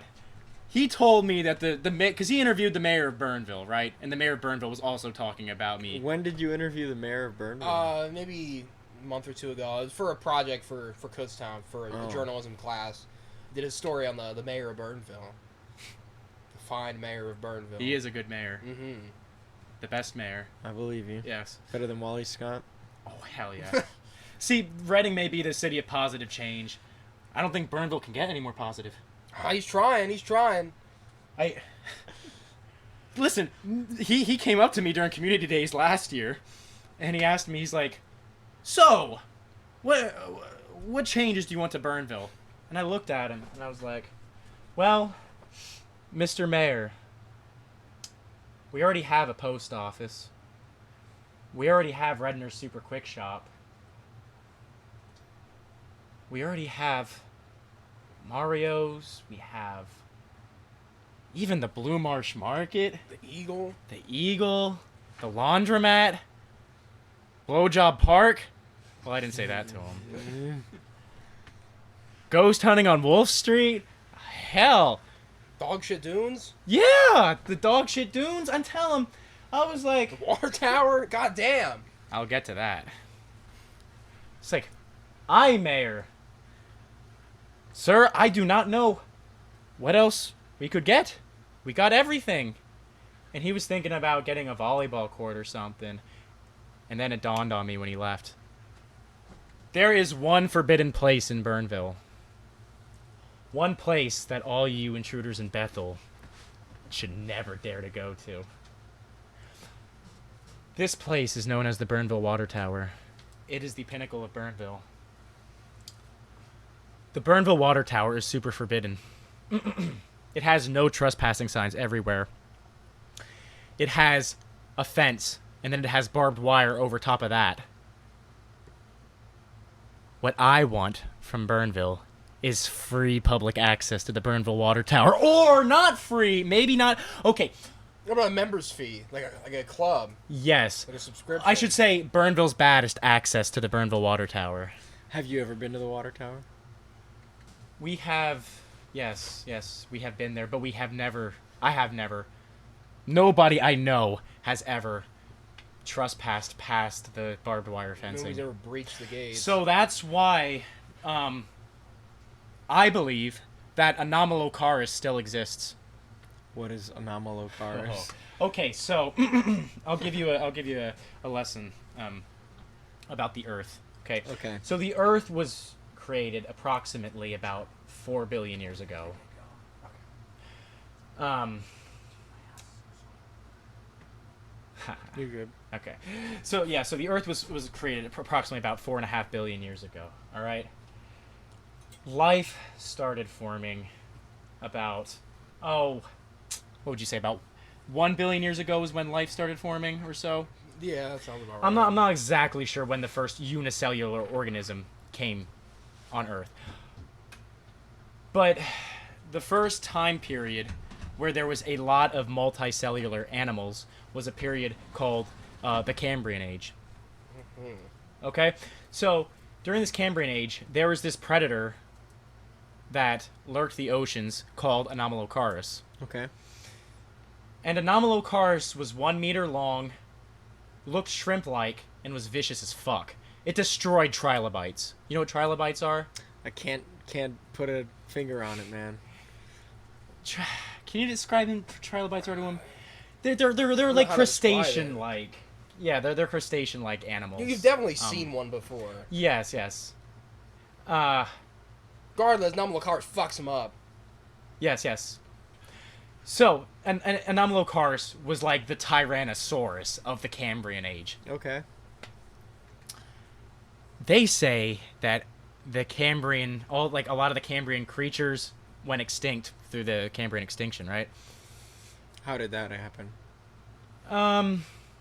Well, there's different theories. I don't exactly know what happened. But I don't think Anomalocaris is dead. I think Anomalocaris is still alive in the Bernville Water Tower. How else would unfiltered Bernville tap be so fierce? Good point. I can't think, man. There have been sailboat flippings at Blue Marsh. What else could have done it other than Anomalocaris? I mean, Maybe submerged microwaves. Yeah. Like giving off radiation, bubbles up. could be. Yeah. Or it could be Anomalocaris eating sailors in Blue Marsh. Yeah. I think that's obviously the more likely answer. Yes. So did you learn about Anomalocaris from watching The Cosmos with Neil deGrasse Tyson? No, I learned about Anomalocaris. I've been obsessed with Anomalocaris. Since when? 2 years ago. Do you see him in your dreams? Yes, I all see the him at time. the post office. Do you too. see him in your memes? Yes, At the post we office. actually made a flyer about Anomalocaris. Can I see it? I'll show you a picture Can you later. hang it in here? I'll show you a Can you picture put of it it here, later. please? But so what we do is we troll the post office by making silly flyers and post them all over the post office. Can you give me some examples? Okay, so the first flyer we made was we made. So this was around Christmas time. This is the least metal interview ever ever going to do. So we, we had a flyer around Christmas time called Santa Watching. That's what it read. Santa Watching. Yeah, it said Santa Watching, Christmas Eve at the Bernville Water Tower. But the funny part was we had a really smoking hot Israeli model on it, giving a really seductive like, "Hey." Was she dressed like Santa? Well, she was in like bra and panties or a bikini. Was it red and white? No, it was blue. It has nothing to do with Christmas at all. Yeah, That's but, fantastic. you know. And then there's the second flyer we put up was of Anomalocaris, and we wrote the scientific facts about Anomalocaris. You know, pretty much what I was telling you. You know how it existed 500 million years ago, and etc. Long, vicious as fuck, you know all that. Yeah, or 520. Yeah, Do you think Anomalocaris could beat a honey badger?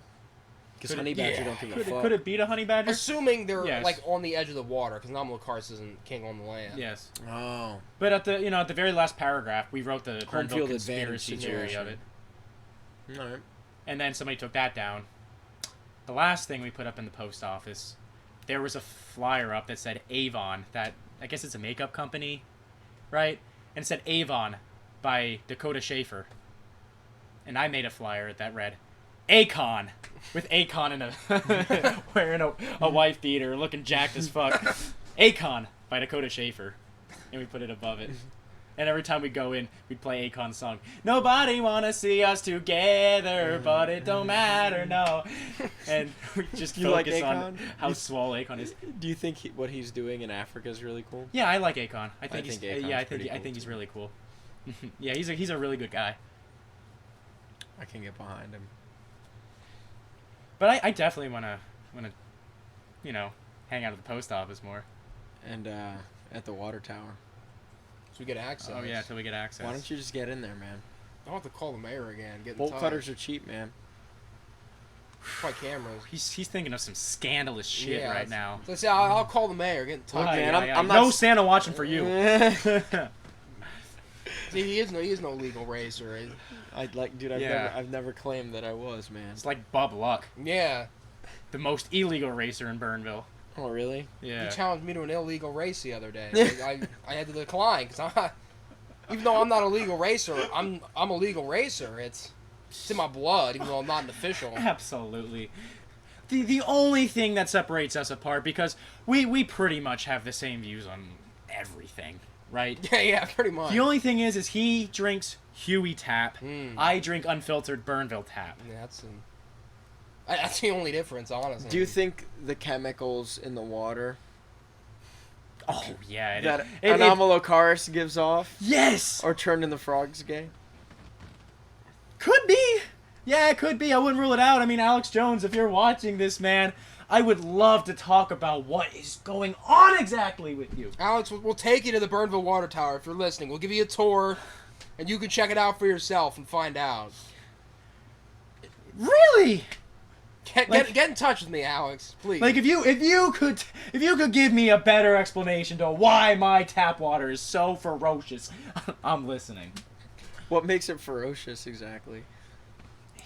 It makes you it increases your virility. It does. You Increases get your more virility, adrenaline. You increases your vitality, You get stronger. your ferocity. Is that why you guys are so good at music? Well, I Possibly. drink Huey, I drink Huey Tap. Huey Taps. It's got its own secret formula. It's good Yeah. stuff. It's not Bernville Tap. It's different. yeah. It's slightly modified? Yeah, it's a different formula. It's not quite the same, but it's real similar. Is it kind of like the difference between Gatorade and Powerade? Yeah, but they're about the same. My tap's better than his. No, it's not. Right. Listen, this is what his dog goes crazy when she sees me. His dog is the fucking worst. I'm not This gonna is fucking what lie. this is what happens when you drink too much Hey, unfiltered Huey tap. She likes the other Brad. She likes the other Yeah, brand. Ever yeah, since she she likes the saw other you, song. she just goes ape shit on everybody. And now. she likes Josh, the bass player for the McNasty, so... Really? Yeah. But Why didn't she like me? hates Rusty Whipped Cream, so... I think there's something wrong with that dog. I don't know. It needs more Huey tap. She wasn't there at the house today. She was camping. Mm. Probably looking for you in the woods somewhere. Mm-hmm. Good luck with that. Eating some bard. Some fresh, what is it, 6'2" bard meat. Very lean. Yeah. Thanks for the compliment. Like venison. Yeah, lean mean jujitsu machine. Today's BJJ machine. Yeah. What weight are you at now? Right now? Yeah. So I had to actually cut weight I know for you. a competition. I You did went to like recently. 170, right? So I was 178 on the Tuesday that I decided to do the tournament. And they were like, yo, do you want to... There's most of the guys that are there are in this weight bracket, 170 and below. Okay. And I'm like, I think I can cut that weight in that time. So what I was doing was I was eating 2 like cups of ramen for lunch every day. Wow. And then for dinner, I was eating 2 slices of toast with tuna on it. And that's it. That's all I would wow. eat the whole week. And then I was going to the sauna at LA Fitness and, you know, Jeez. sweating it out. Yeah. So by the time I got to the competition, I was 167, which is the lightest I've been since high school. That's a strong cut. Dude. Yeah, dude, I was heavier than you last year at this time. Yeah. When I graduated college, man, I was getting a little bit of a dad bod. That freshman 15. No, it was like that. Well, I would say senior 70, but I didn't go that far. Senior 70. That's out of control. Senior 17. But I did lose about at least 20 pounds since then. Well, that's good, man. You've been running, right? That's been your. I've been main running. My diet's been a lot better. I do. thing. What are you eating? I'm eating whatever Besides Joe Rogan Red tells me Nurse. to. I think he'd say the Redner Slim Jims are probably not the Okay, yeah, I did. They're not Slim Jims, let's clarify. There is Yeah. no mechanically separated chicken in a Redner's beef stick. Whereas a Slim Jim has mechanically separated chicken. There's a big difference. Get it right, Brad. Yeah, Look, I'm sorry, man. No disrespect. they're still. I don't think Joe Rogan would approve, but they're not a Slim Jim. It's fine. He's a barbarian. Yeah, he's a bard. Yes. But I know I eat a ton of meat now. Keto? No, not necessarily keto. I don't follow any sort of strict diet. But I eat a lot of beef. I eat a lot of fish. You know, whether it be even imitation crab, I like. Chicken. You know, I eat a lot of chicken, vegetables. I love sweet potatoes. Sweet potato fries? Nah. The way I eat a sweet potato, man, yo, it's way more basic than even, Raw. the whitest Starbucks girl. I tell you, the way I eat my sweet potatoes, right? Plain. I take my sweet potato, stab that sumbitch with a fork, put it in the microwave for about 6-7 minutes. 6 or 7 minutes? Could be 8, possibly 9, Maybe 10. That's a hot potato. maybe 11. No. All right, we're not playing that game. Okay, if we want to discuss that game, that's a funny topic too. Sweet potatoes. Yeah, so I'd microwave the sweet potato. I'd let it cool, and then I would walk my streets with the sweet potato in my hand, and I would eat it like an ice cream cone That's what you while I'm walking. No sugar, no salt, nothing. Eating the skin and everything, and that's how I get most enjoyment out of the sweet potato. If nobody else has done that. See, the real way to eat one is to dig it out with your teeth, and then you just eat it with the dirt on it raw. Then you get all the. Okay, all I those don't do flavors. that. That's pretty manly. I was honest with my answer. Telling you that extra dirt on there. Is, Oh my He's god. he's trying to be what they call edgy. Who? says the one who dressed up as an eggplant. Says the one who's called Hepatitis R. Hey, you're the one that gave me the nickname, so Do you wanna tell me why you guys have the stage names you have? I don't even remember how I got the nickname. Honestly, I'm just pretty sure you gave it to Yes, me. I'll tell you. All right, do tell. So my memory challenges even those of the sharpest of elephants. That's true. Yes, we went bowling with our one friend I remember that. the one night. This was when we were mad young. I was like 18, 19. You were like 14, 15 Yeah, at something the like time. And we all wrote our names as diseases. So I was the rhinovirus. What is the rhinovirus? Do you know what a rhinovirus is? It's the common cold. Oh, really? So it's really not metal. Buck. I mean, the common cold probably kills a lot more people than a lot of other diseases. Probably. Okay, then it is very metal. Buck went by Joey Syphilis, and he went by Hepatitis R. Arthur from when it's hemorrhoids. Just fun fact. Yeah, out of all those, his was the one that really stuck. Yeah, I'm the only one that uses the disease name. Joey goes by Buck. Buck, or Boy Scout. Boy Scout. And then I go by Slim Shreddy, Sem Ice Cube, The rhinovirus. or Nick the Speedo Guy. I guess those are my monikers. Back all when of I them. was in that band, I used to refer to you as Martin Luther Sting.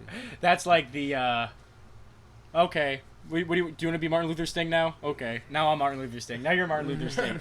Martin Luther Sting is still there. Congratulations, you all. But it's just... yeah. But I think monikers always make everything way more interesting. I think you guys take making things interesting to the extreme, and I think that's why you're so effective. To probably clarify, I go more by Dr. Shemp now than Hepatitis Yeah, that's R. another one. Dr. Shemp's my main Yeah. nickname now. I prefer to be called Dr. Shemp. Do you want to tell him that story? Yeah, we were The story that won't get us in trouble? yeah, Okay. we went to a Chinese buffet, and then afterwards we were at this Walmart, and we were was walking out of Walmart, and he's like, "Man, you look like Dr. Shemp," and I was like, "I don't remember who Dr. Shemp is," and then Boss from Spyro the Dragon tie it back in Spyro Stabilis the Dragon. So is a Boss from Spyro the Dragon, and I looked exactly like him that day. I had a tie-dye shirt that was the same color as his feathers. I had the same sunglasses. I had the same sandals on. Yeah. I had my dreadlocks, and they were split to the side, which looked like Dr. Shemp's hair and everything. And we took a picture. We put them side by side, and it's me and this animated character from, 1998. 1998, identical. We just finished that game today before we came here, Me and this animated bird. So ever since then, I've been Dr. Shemp. Yeah. Nice. And ironically enough, we recorded at the Spyro the Dragon Spabilis. Yeah. Cool, man. Yeah. So you should have been trying to kill me, because I am Dr. Shemp, but he... Yeah, I think I definitely took more of a beating than you did at the studio. But yet again, the vocals and guitar solos really hurt. No doubt. Yeah, he has all the... Like, even the yells guitar and- solos really, really hurt, too. Especially, like, the really hard bends. You do like your bends. I do. But when I have to do them, like, 10 times, like the solo 10 times Yeah, over. like the 15th fret, it gets a little... Oh, my fingers hurt so bad. I came home and I was like, Mama, my hands hurt. And then I actually, no joke though, man. I actually got my hands bandaged up, like my fingertips bandaged up because they hurt so bad from the studio. That's rough. But that's a metal thing to say there. Mm-hmm. No doubt. I miss it though. We haven't been able to go to the studio too much at all this year because we're broke. When's the album come out? So we're anticipating it comes out around fall of this year. Okay. We are looking to do proper promotion for it. So we don't want to just put it on Bandcamp, SoundCloud, Spotify, you name it, without anybody knowing about it, Without, like... Without even a little bit of media Do you publicity. know what site you're going to use as the distribution platform? So we're thinking about Pornhub would be a good one to use. No, I think he means like No. DistroKid, like his question. Oh, Yeah. okay. I thought you meant That's promoting. the one I was going to recommend. DistroKid's the answer to your question, but you can talk about our other promotional ideas because it's a good idea. It's just not the question he was asking. Are you, I don't know. So explain. This is a promotional tactic. Yeah, This this is an is a- idea we have to get our name and our music out there. Yeah, so a promotional tactic is what we're going to do is we're going to make a Scarlet Moon porn account. And All right. so what we're going to do is Is this how you get so popular in Egypt? No, that's a different technique. There's some wild could be. tactics, man. You don't even know. Do you want to tell them what we're going to do? Yeah, essentially, we're gonna take like a porn video and just like take a video from some website and give it like a standard title for like a porn video, like something stupid. Panel. Yeah, whatever it is. Yeah. And then instead of the video, we're just gonna put our music over it. And But then, you're gonna leave the porno. Yeah, the porn's yeah, we're gonna gonna be have there, the but when porno. We're gonna put the music there, and we're gonna make other accounts and comment, "Yo, this song is sick. Where can I find it?" And then we're gonna make another account, which is us all the way through, and it's like, "Oh, you can find them on Spotify." their name's Sound- Scarlet Moon, I'm gonna ask you about how successful this is because We haven't started yet, so I have a feeling it's going to work for some fucking reason. I think Because all the stupid shit you try always fucking works for some reason. well, if you try enough, you throw enough things at the wall, something's gonna stick. So that's got our crazy tactics. One of them's gonna work. Yeah, I mean, so why? I was thinking about this the other day. I didn't really bring this up to anyone specific, but it's definitely a question I want to ask a bunch of guys like you. Why is it that the guys who seem to have the most unique ideas and maybe are the most effective at what they do are so shitty at social media? That's a good question. I think a lot of people that are really creative tend to be very in their minds a lot and very like focused on their own things, and I think a lot of those people sort of see through like the whole kind of just like telling things to people, like the whole social media kind of facade, like that whole thing. So I think a lot of those sorts of people they're not the most social, like posting, getting all these followers and like taking videos and Yeah. I mean, I think I'm getting better at Instagram. I think I'm posting more routinely. I'm definitely building up, an audience, at least for my shenanigans. People are talking to me about the stuff I'm doing. Facebook, I'm terrible at. It's yeah. Twitter. Well, I don't even know how to work Twitter really. Well, Twitter is beyond me as well. But what I tend to do whenever I'll give you an example. Like recently, I started the gaming channel, Yeah. the Hero and the Bard thing. So we have a Twitter account, but no one checks it, and all it is a place that we bounce our Instagram posts to. 'Cause Yeah. Instagram you can kind of use as a distribution platform. Yeah. Yeah. That's what I would recommend. I Tie would- it to there and then Yeah. never check it if you're gonna be that guy. If I had enough money, Because it's I better to wouldn't- tie it somewhere so that it's getting some traffic than to just leave it stagnate. That's it's definitely 100% our weakest point is our social media usage. Yeah. And you've told me enough times about how shitty I am at posting things and whatnot. And at the same time too, it's like Facebook makes me feel sad. Yeah.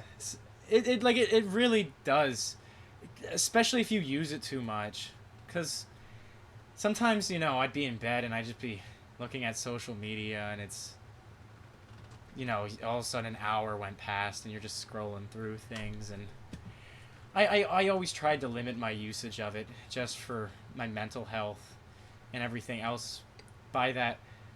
And Instagram is that one platform that I do pursue pretty routinely, and I see Instagram as more so as kind of like almost like a scrapbook in a way, Yeah. where it has my memories from 2014 when I started it to now. Whereas Facebook is just, it's so much to digest a lot of people just like times. ranting about stupid stuff And just the like politics are yeah, involved. it's so there's so much stuff on Facebook that you don't want to see. It's just so much stuff that's just you just don't want to look at it. I kind of leverage that as my advantage on Facebook, and I don't Yeah. really look like people think like I live there all day and stuff. because you tag everybody Well- in your stuff. Well, you're- You post lit- a lot. Yeah, well, I post a lot, but I don't read anything. Yeah, Oh, that's good. I'll go on Facebook that's maybe. good. I'll once a I'll week have to a just 90 check. notifications. I'll look for like the Yeah. 5 comments that happened. Mhm. Everything else is tertiary. Yeah, Maybe when I'm pooping, I'll look at a few of those. Maybe. Yeah, I have a bad habit, man, of just looking at comments and just reading what other people have to say, even if it's not interesting. I have a bad thing with curiosity. That's probably not a good thing too. Even I'm thinking back to Joe Rogan said he doesn't read his comments because it's just it's just a cesspool down there in the comment section. There's no... And I'll give you an example actually, like specifically like I've had like anecdotal evidence of why I shouldn't do it, and I did that. I did the album with regular car reviews, and we had like some behind the scenes posts. Yeah. And it was just us messing around, chit-chatting about, different shenanigans and stuff. And then like I was like so excited. I'm like, "Oh, I can't wait to see the RCR fans, check out this like cool video like their album's coming out. Like these people are looking forward to this." And they were just talking about the most dumb shit. Just saying like, "Oh, this guitarist is trash." I'm like, "You don't even know who I am." Like, and so I'm commenting back at these people and then I tell Nick, I'm like, "Nick, you're fucking the people that follow your stuff are like assholes." He's like, "Dude, do not go down there. Like, stop looking at that." Well, part of the problem with like people commenting on Facebook is like if some random... Well, they're trolls. They're doing it for attention. They're the bad trolls. Well, dude, because a lot of them I message, like they're like, "Oh, the guy's actually here talking to me. Hi." Like they completely turn around, it's just dude. a joke. Yeah, You're like, cool. Yeah, because there's I want to clarify. There's a big difference between a good troll and a bad troll. A bad troll is one of those people that's like, mean. "You fucking suck at guitar. Kill yourself." That's not funny. Like, that's mean. not Like, creative. That's cruel. You're just being an asshole. I don't consider you a troll. I consider you a piece of shit. Mm-hmm. A good troll is somebody who did all the stories that we told in this podcast. Yeah. Didn't hurt anybody in the process of doing it. Did it all for good fun. That's a good troll. Because you're thinking outside of the box. You're doing interesting things to make people laugh, in a sense. So chaotic good then. Yeah. Yeah, Not- because not- it is chaos, chaotic but it's evil. good chaos. Yeah. Something along those lines. Yeah. I'm with that. So that's the troll spectrum. You should put that together in a post. Yeah, I do, because people always negatively talk trolls. But it's just they get a bad rep from all those internet cyberbullying douchebags. Like, no, that's not trolling. And That's trolls have been around a long time. They've been around before the internet. They just weren't fucking called Maynard trolls. of Tool. He's a great troll. A lot of comedians. He's a great person, big fucking too. trolls. Like Yeah. they're trolling people. Yeah. Like Jackass. Most of that's just trolling. Like especially when they're like going to random people doing stupid stuff. Like Shitting in a department store toilet. yeah, like that's trolling. yeah. That's Oh, yeah. trolling, and people think that's funny. No one has a problem with that, except maybe the janitor in the department store. But But it's like it's not doing real harm. yeah, It's like they're not it's causing. They're not hurting people. They're not costing anyone money. They're not.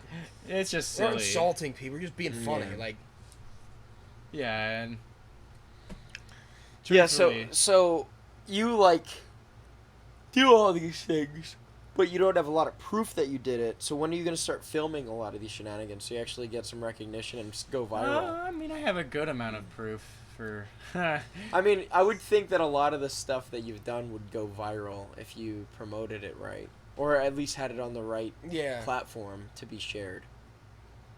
Yeah, or like the right audience. Yeah, like if the right yeah. audience, the right people saw it. maybe further down the line, I'll start like the Shenanigan YouTube channel. More so maybe towards like the winter of this year, just because this year I have so much on my plate. Like I have racing.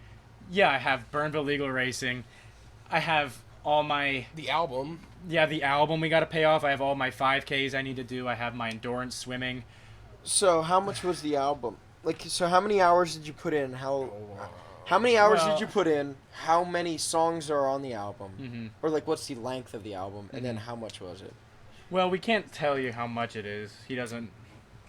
Well, because like Yeah. we did the cost for like the Can you actual give like tracking. an estimate? Yeah, like we paid for the tracking, like us being there to Yeah. record. But right now he's been like mixing and mastering and cutting out little things and just making it sound better, cleaning. We'll it just up. say it's a reasonable price. Yeah. We're just more poor than the. Well, I think what was tracking? Wasn't that like it was like 15? I think for that part. I'm not sure. Something like that, like 1,500, I think, for tracking. But I don't know. Tracking all the instruments. yeah, that really. was all like the instruments and the vocals and whatnot, and then mixing will probably be less than that. So, that's very reasonable for an album and a. How big's the album? Like an hour. Well, a little under an hour. Like 50 minutes. some minutes. How many songs? There's 11. No, that's a good sized album. 11. Yeah. That's about right. It's Yeah. a good sized album. Mm-hmm. Yeah, we try to take it in various directions too. Like you know. Yeah, so It- many different Like genres all tied of into it. stylistically. The worst thing to do is just make the same song 11 times in a row. Yeah, that's Yeah. And have the album just be that song. Like it's cool for a single, but we're album guys. Yeah. You know, we really like the long jazz tunes. We really like symphonies and really long forms of music. And I think the way to get around that with rock music, which is what the root of what Scarlet Moon is, Yeah, of course. is looking at the album as like our symphony. Yeah, as like the whole piece. Nice. Word. So are you working on your next album right now, or like? Yes. We were today, actually. Oh, that's yeah. cool. No, yeah, it's super exciting working on new material, especially since we've been playing the same songs for Lord. Years. Yeah. Not like Abyssal we've been playing that for years, like Oh my god. for so long. So long we've been playing this stuff. And we're so advanced as musicians compared to when we first started playing. That, like, I remember when we first started playing, like, our stuff was so simple. Remember that? Very like simple riffs, simple drum parts, just like verse, chorus, solo, chorus, like standard, basic, Structure, straight yeah. up. Because we were young, like that's just what we did. Like, he was 13 when I started playing with him. Yeah. And I was 17. Well, even like we have one song in the album that goes back pretty far, which is Bloody Skies. And when would you say we wrote that one? Because that's we wrote that. 2000 and... We were still in high school yet, right? Yeah. I know I was, Yeah, yeah. we were. 2014. Yeah, so we have a song that's Holy 5 mackerel. years old on the album. That's just that we haven't even played it that much since then, but we've had it, and so the album Yeah. it really spans like older material that we've had, and then newer material that is more the direction we're working in now. But Yeah. it all fits together in the album, and then you'll be able to hear in the next one, hopefully, that we're The next one's getting way more experimental, a lot more harmony type stuff, a lot more outward thinking of how to play a guitar. So we have this song idea Well, called... you've been doing a lot of classical stuff. Like that's what yeah. you've been learning Oh, a that lot lately. and I'll tell you that to any musician who's watching this too, studying classical music is the best move you could ever make. Like, other than starting a band with him, because I don't know where I would be if I didn't start a band with him and Buck. Because that, through a good portion of my life, that driven me to pursue all those other things. But back to what I was saying about classical music is taking lessons with Tom Sugar was the best thing I could have done for me musically to improve that I could have ever done. In the sense is it showed me that music is more than just riffs, solos, here's the chorus part, here's an intro, here's an outro. Classical is it does have a form, and their forms differ from piece to piece. But it really illustrates that it's music. And you can see things as like, okay, so let's have a section here and let's have a cadence that goes into this. And then let's refrain back into here and then have another cadence that goes into this. And you view things musically so much different as opposed to this is this part, this is this part, this is this part, this is this part. If you follow what I'm saying, right? Yeah. It makes you put things together harmoniously, or I should say harmonically and melodically together, like better than ever before. And the shit is so hard to play that it makes everything else seem simple. And there's so much attention to detail, like when dynamics and Yes, how you yes. play everything. Like Yes, it's not that is just so true. being able to play it. Oh, yes. It's how you play it. 'Cause Yes. If you play a beautiful classical piece That's and so you're true. just slamming through it as loud as you can, Yep. it's gonna sound horrible, even if you're playing all the right notes. It That's has a to be fantastic performed in a point. very Yeah. specific Yes. way. Oh Yeah, yeah. definitely. I think over the years of like learning to play, and just playing like live, I think is the biggest thing. It is. If you Oh, wanna it if you is. wanna grab an audience, Yeah. making the song breathe Yes. is so important. The dynamics Yeah. are the most important Oh part. yeah. Yeah, you know what I mean? 'Cause Certainly. that's why like I struggle to get into a lot of like songs that are just thrashy the whole time. Right. Yeah, because it's I on get that. 10 the whole time. Yeah. You know what I mean? Like, it's always just going hard. It never calms down and goes back up. And That's why it's like sometimes people that don't know like how diverse metal can be, it's like that's like a 5-letter bad word sometimes because it's like, oh, they think we're just, you know, type stuff. yeah. And that's not the case. We do some really heavy stuff, but there's a rhyme and reason and a purpose for it. And I always, in anything I do, I want every little detail to be important. Important. I don't know what word I said there. Yeah, anything. Even if it's writing a story, too. I don't want there to be any filler sentences. Like, everything has to be important. Every note has to serve a purpose to the next note. Every dynamic shift has to crescendo for a reason. Mm-hmm. We're yelling not because this is metal and we yell because it's metal. We're yelling because it's conveying this certain type of emotion. Yeah, this Telling lyric this in this story. song is Yeah. calling for a very, an angry or the desperate kind of thing or whatever. Like, it's all about what the song wants. Yeah, it's Like, what really... Yeah, it's really about emotion. More so than we're playing this specific type of music.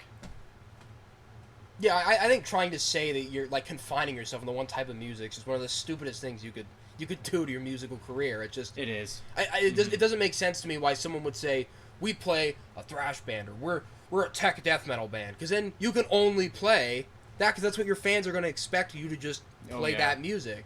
I think when you open yourself up to letting other things in, you can go anywhere you want. Then you can always come back to your home base. You know, if things get too weird, you can always come back. Yeah. What do you think about like I'll give you like an example. Like Trivium did that where like they had this recent album Silence in the Snow where like they don't do like hardly any distorted vocals at all and no screaming. I think it's And, good. well, dude, they got a lot of shit for that. Like, what do you think about those situations like that? I think, like, I'm personally not a huge Trivium fan. Like, I listen to a lot of Trivium. I used to. And I haven't listened to the new album a whole lot. But I like seeing when bands move in a new direction. Even if I personally don't like it. Even if I'm like, okay, they're doing this. I prefer the older sound. I never get mad at an artist for doing what they want to do. If some, like, super heavy band, like, say Dream Theater just wants to go out and just, do, like, AC/DC kind of stuff, I wouldn't be mad at them. They can do what they want. If that's what gets them going, then let them.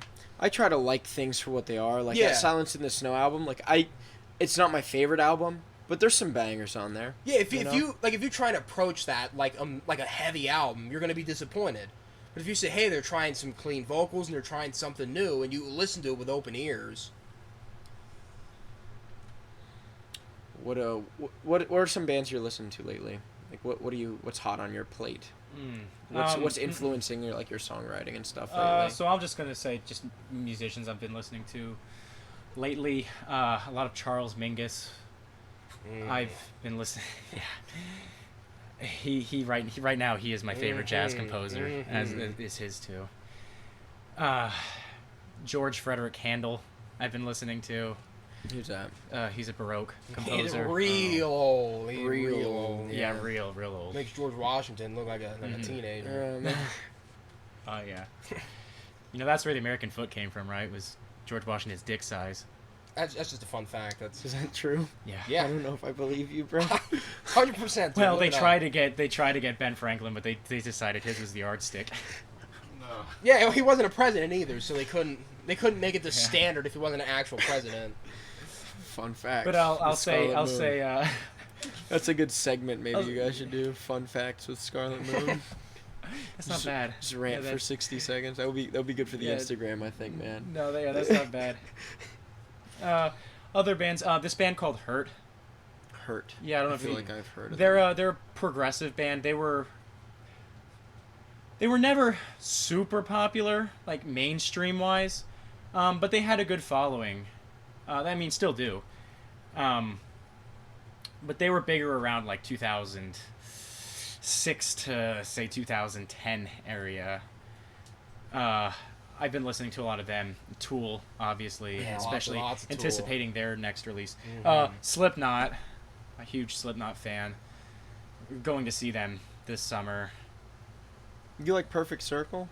Yes, I don't like them. I don't like them as much as Tool, but I do. But like their them. new album's very good. Yeah, they kind of like drop. Like I'm a big fan of like the music videos they kind of drop randomly out of nowhere. Like that song "The Doomed." You That's know? a good one. Oh, dude, Yeah, that's a good one. that song is so good. Yeah. Well, to me, most of what Maynard does is very solid. Yeah, Maynard's I don't absolutely fantastic. like I said. I don't like Perfect Circle as much as I like Tool, but I've never heard anything that Maynard did Maynard that is that I didn't like. arguably my favorite vocalist ever. He's a real chameleon. Yeah. Yeah, there's a lot of vocalists that I rank at the top. You know, Lane Staley, Corey Taylor, Taylor's probably Scott Weiland, Yes. Billy Joel. Yeah, I love Billy Joel. that's awesome. What about you? Like, what have you been musically influenced by lately? A lot of Grateful Dead, as always. Just that it, like the way they construct music just blew my mind. It just completely reorganized the Breaks way the I thought mold. music could be put together. But outside of that, there's this new guy I've been listening to a lot. This young bluegrass guy called Billy Strings, and he used to play in like metal bands and prog bands, and then he just dropped out of that and started playing bluegrass. And he plays crazy bluegrass stuff, like crazy jams and ridiculous. And then outside of that, I listen to a lot of like jazz because I think the rhythms are so interesting. Like rhythmically, that's where a lot of my drumming comes from. A lot of it comes from jazz. Like listening to guys like Elvin Jones and Philly Joe Jones and Danny Richmond, who's Mingus's drummer. I just think there's so much interesting in the way they approach the drums, like the way they play their time, and they don't play the same groove all the time. They're always adding new things in to complement the soloist. I just find that so interesting, especially because I'm a big believer in improvisation in music. I think it's really important to improv and just to have the freedom to do what you want and express yourself in the moment, even if you're playing a song with a definite structure, just to be able to change things as you go. And I think tying that back into jazz, that's where a lot of that is rooted in, are those improvisations. So that's, for us, like in our improv, like in our jams that we do, a lot of that is jazz based. So And that brings up the point too, is that me and him have very different songwriting styles. Look, do you want to go into that? Yeah, so I have a more, when I write a song, and I like improvising as well, but when I write like some stuff for Scarlet Moon, I premeditate things way before I even write the song. A lot of times, I like to think of songs as, like I said before, stories, or something very theatrical, something that could be cinematic in a way. Like a lot of the songs, I think, on the album could have a movie based around them. And I like to think of a really cool song title to give it to, like Precursor, Reptilian, Fifth Dimension, Centipede. And then come up with riffs, grooves, melodic passages, harmonies, and whatever I can come up with first. And I come up with things before I jam them out, if that makes any sense. Whereas he improvises, and then he takes whatever he improvised and he uses it. yeah, right? I'm more of like a lightning in a bottle kind of thing, where like I'll just have an idea hit me, like I'll just be playing guitar and stumble across something like, ooh, that's cool, and then I'll jam on that for a little while, and I just quickly put a bunch of parts together and just hammer something out real quick and just get it out there, and then I'll go back and look at it and say, okay, maybe I'll do this, or I might get like a loop going and jam it out, and try some new things. Of that, actually. And then like another way a lot of my songs come about is I'll have a lyric, I'll write like a lyric out, and then I'll say, okay, I have these verses and these choruses. Let me put some music to these words, and then I'll be like, okay, I think this song needs this, or maybe it should have this section, or here's this idea that I had a couple weeks ago, maybe I can tie that in. Yeah. But I'm very much like, I get the inspiration, it's like, I gotta stop what I'm doing, write it, do it, and then I just pound it out, and then I just forget about it for like a day, and then come back to it. I've been in situations where, like, I was late to work because, like, I woke up with it in my head. Mm-hmm. Like, I heard the, like, I wake up with a song in my head, and I'm like, man, Yeah. that's a good tune. I'm like, what the fuck is this song? I'm like, I just fucking make this up? And then I fucking grab my guitar, I'm like, I fucking made this up! You're like, well, And then I fucking fucking, dude, and then I throw my phone, I'm like, voice recorder, and I fucking just... Yeah, it was that voice memo, Yeah, man. dude. That's a lifesaver. Dude. I don't know how they did it back in the day. Dude, seriously, man. Remembering all your ideas? Remember. Seriously, though, dude. Being able to record that stuff is, like, widely important, especially, like, when you're, like, driving and you come up with, like, an idea and you gotta just sing it quick so you have it's it like later. real late at night and you just get an idea for something, you're like, oh, and you just Yeah. quick say it and go back to sleep. Like, and look at it in the morning, you're like, man, that was horrible. Yeah, Or, I've been there, man, man. that was great. Like, I do this thing that I've done since I was a kid. Okay, so when I was a little kid, right, and I'm not talking about masturbation. When I was a kid, I would take one toy, like one Spider-Man action figure, and I would... Put it in your butt. No, not my butt. I'd bite it, I guess. But, nah. So, and I would just take this one toy, and I would just pace around everywhere just with this one toy. Not even recalling where I'm at exactly, because I'm so stuck in my head. And I would just do this for hours sometimes, and I would come up with stories and movie ideas and song ideas, you know, even when I was really little. And just because I needed something in my hands, like something that could just, like, I could just move and just get into that zone, Yeah. right? And, you know, Do you think a lot of people are like that? Like, that you think that they're that creative? I don't but think they're maybe that weird about it. Yeah, well, that's what. But I'm saying, do you think that that's in a lot of people? Like, maybe people are insecure about that? Because I'll bet you that's more common than you might think, man. No, I think people have that ideas in their head. But dude, there's sometimes even now where I'm sitting in the basement, I take a pen and I'm just gonna twiddle the pen around and just dance, and just scurry around the house for like an hour, literally, and I'll just talk to myself, sing song lyrics out to myself from this imaginary band that doesn't even exist. And I'm gonna create a whole album worth of material from this band that doesn't even exist. And I have these all guys up, like, oh, okay, this guy has like a mohawk with tattoos and he's jacked and he's gonna sing songs about curb stomping people. Or, you know, this guy might write a song about like outer space or something. And like have all these fictional scenarios in my head. And keep myself in this fantasy world for like an hour or so, just brainstorming the fuck out of it. And like I said, I'm not in recollection of really like anything other than like that fantastical mindset that I have. I think that's a bit bizarre to do. What advice would you give someone that you think maybe like they want to be creative, but when they express their creativity, they're scrutinized for it? Because obviously people would think you're weird for that. Oh, if they don't understand you. You Fuck know what I 'em. mean? Oh, Fuck 'em. super, yeah. That's all it is. You know, it's just you have to understand too. When you start doing something, you're gonna be bad. No one starts anything and they're good. You know what I mean? Like if you want to be a singer or a writer or you know a fighter, anything, you're gonna be bad at the beginning, and that's just it's just the way it is. Part And of the but journey, if man. you keep doing it and you love it. If you do it because you love it and because you want to, not because of any other reason, but because it's in you that you have to do that. You have to be a fighter. You have to be a writer. You have to be a musician. You have to be It's an actor. part of you, yeah. If you do that and do it enough and just become it, it will work out. I think if you have that passion, I think it will come out. You just have to do it.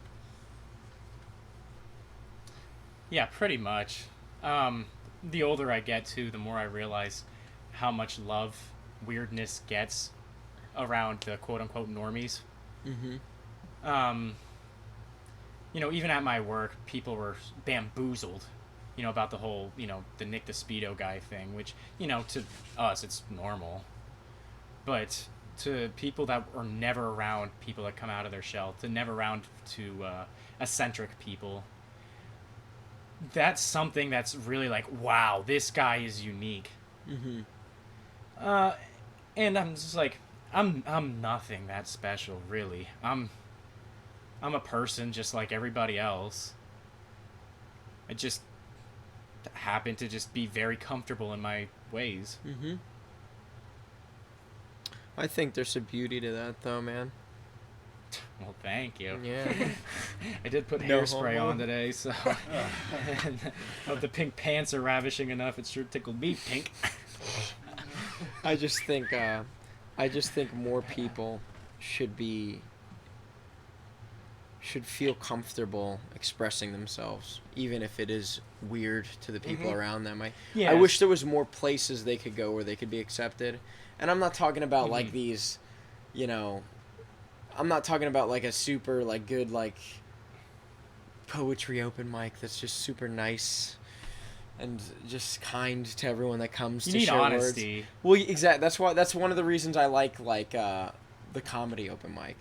Because if you say something that's not funny, no one's gonna laugh. Yeah. Yeah. You're not gonna. Yeah. You're not, like when I did that comedy, like that was the first time I ever tried stand-up comedy at a stand-up open mic. Yeah. And it was intimidating because it's like, dude, like It's just you. it's Oh, just yeah. me Just up there, you, and everyone's- I have a time limit. Mm-hmm. And in this time limit, I need to make you guys laugh. And if I get no laughs up here, I'm gonna feel like I want to kill myself. Yeah, that's just. It's gonna feel so Well, it's the same bad. like if you go to a bar and you play a song and everyone's like, "Man, this song fucking sucks." They're not gonna. They might give like a golf clap, but they're not Yeah. gonna. Woo! Start fucking screaming and jumping up and down and. I think there's it's really important to have like a halfway there. You want to be encouraged to come back. Yeah, you want to say, "Hey, man, this part was great." Like you want to be able to compliment someone even if it honestly wasn't that good to get them to come back and develop that skill. Yeah, like that's something I tend to do is like I'll be like, oh, like if I see someone that's like with music is a good example because we run the open mic. It's like, oh man, so like what are you influenced by? Oh yeah, that's what you're influenced by, like these like whatever bands. I'm like, man, you should check out some of these bands maybe. You're like, hey, you kind of These, sound like this. Like even just saying you Yeah. sound like someone can Yeah. boost someone's. Yeah, Morale. Yeah. It's like Yeah. because it's cool to get shit on a little bit if you're gonna go back to the drawing board, but if it's gonna make you give up, Yeah. that sucks. And everyone's got a different like yeah. chemical formula for how much scrutiny they can Yeah, take. and I think part of it depends on how long you've been doing it. Like if you've been doing it a while and someone's like, "Man, Yeah. your set was horrible," you can be like, "I know it wasn't that bad. Maybe you just don't like it." All right, Nick, we got it, man. You're sharing the same mic. Yeah, man. But yeah, and like someone that's younger is gonna have like they're not gonna be able to take as much shit because they haven't done it as long. They don't have the skin, That thick reptile skin. Yeah. When someone tells Corey Taylor, like, "Man, you sounded horrible last night," It's like, yeah, well, he doesn't care. He's shit like, happens, man. Well, it's you also got to take in consideration too. You got to realize that all the things you do really aren't that important. "No," And in the grand scheme of things, we're really not that important. So, and I'm not saying that to sound cynical, or nihilistic or anything like that, but if you look how big the universe is, right? Do you think there's aliens? Yes, of course. Intelligent life? Yes. Certainly. Have they seen Earth? Do you want me to transform right now? Dude, right now. I think Go. they've probably seen her. Let's I don't see know it. for Come sure. on, Yeah. take that shirt off. Let me see let me see that reptile skin. Yeah. Let me see that cold blood. Like sneaky.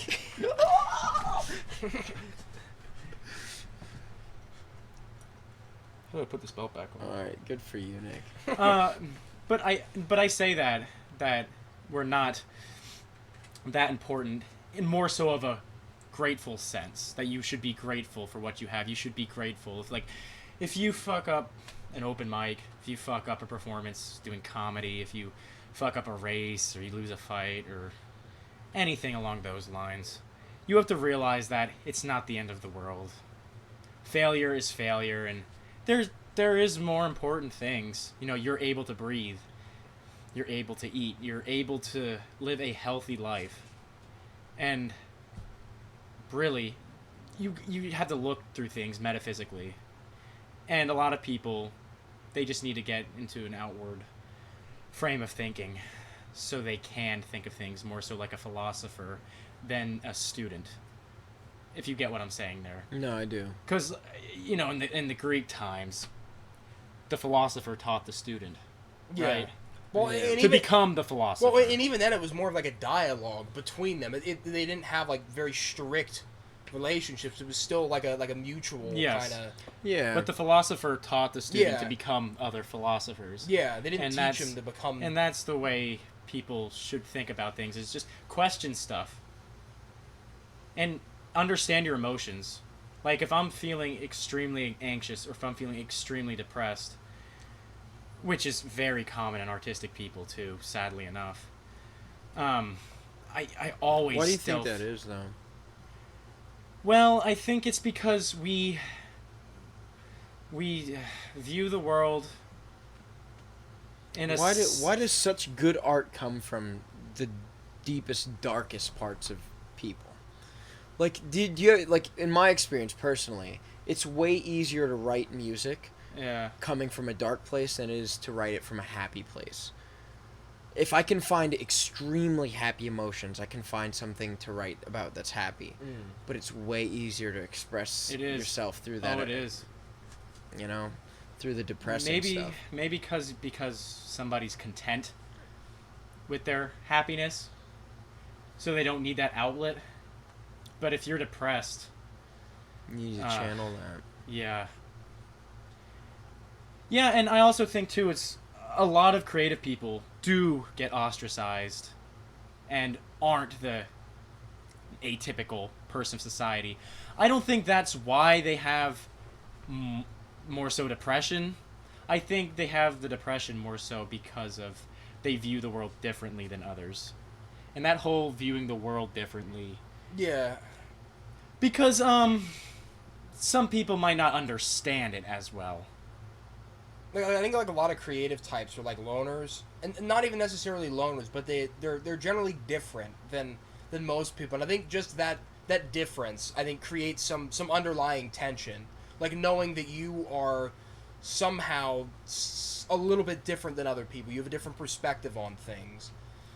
And I think creative people are also, they look inward a lot at themselves, because that's where a lot of inspiration comes from. So I think that constant looking into yourself, that introspection, I think you see more in yourself. Like, you see more of Yes. those emotions. You don't ignore them. You acknowledge them. However, I don't think that creative people get more depression than the average folk. No. I think they understand it better and they can express themselves more through it. There's a lot of people out there, and the writer and I talk about this a lot too, is that we're young. I'm 23, he's 19, but we always talk about very, very deep right? We can talk about very deep shit. Yeah, like we'll be driving home from a concert just talking about like the metaphysics of the universe, just cause. And just always questioning stuff and coming up with theories behind why. And I look at some people that are in their 50s, 60s, working 9-to-5 jobs that haven't changed at all since they were 18, you know, listening to the same type of music, doing the same stuff they did, living the same type of life, and just working for no reason. They're miserable, you know, they're calling the cops on teenagers for setting off fireworks on the 4th of July. They're, but they're just, their misery is so strong that they can't see through the fog that is real depression. I think it is very important that creative people realize that this depression and sadness exists so they can change it. If you can't see through that fog, you're gonna crash. And that crash is your life ending. You have to be able to see where it is to be able to move away from it. Yeah. Like, you have to see where the depression or your anxiety or whatever your problem is. You have to see where that is, where it's coming from, why it's there, why like why you as a person are inclined to feel that way. Because if you don't understand that, you can't put yourself in a position where that doesn't happen anymore. Like, change your life in a way that goes around that. But if you don't know what's causing it or why you feel that way, there's nothing there. You don't know. It's just Right. It's like, there needs to be sunshine for plants to grow, but there also needs to be rain. So you got to understand how to have that balanced lifestyle. And ignorance to a lot of people sways them away from doing that. I think a lot of it is societal ties, where everybody's just drenched in society. Like, what does this person think about me? Okay, if I'm not at work, I'm going to be texting. If I'm not that, I'm watching Netflix. But I'm also, talking to somebody on the phone or something. Like, everybody is always drenched in some sort of societal tie. Mm-hmm. And the way I tend to avoid feeling like I need to give a shit about that stuff is, I can't remember when. I think I heard this in, like, high school. It was a good quote. And it was,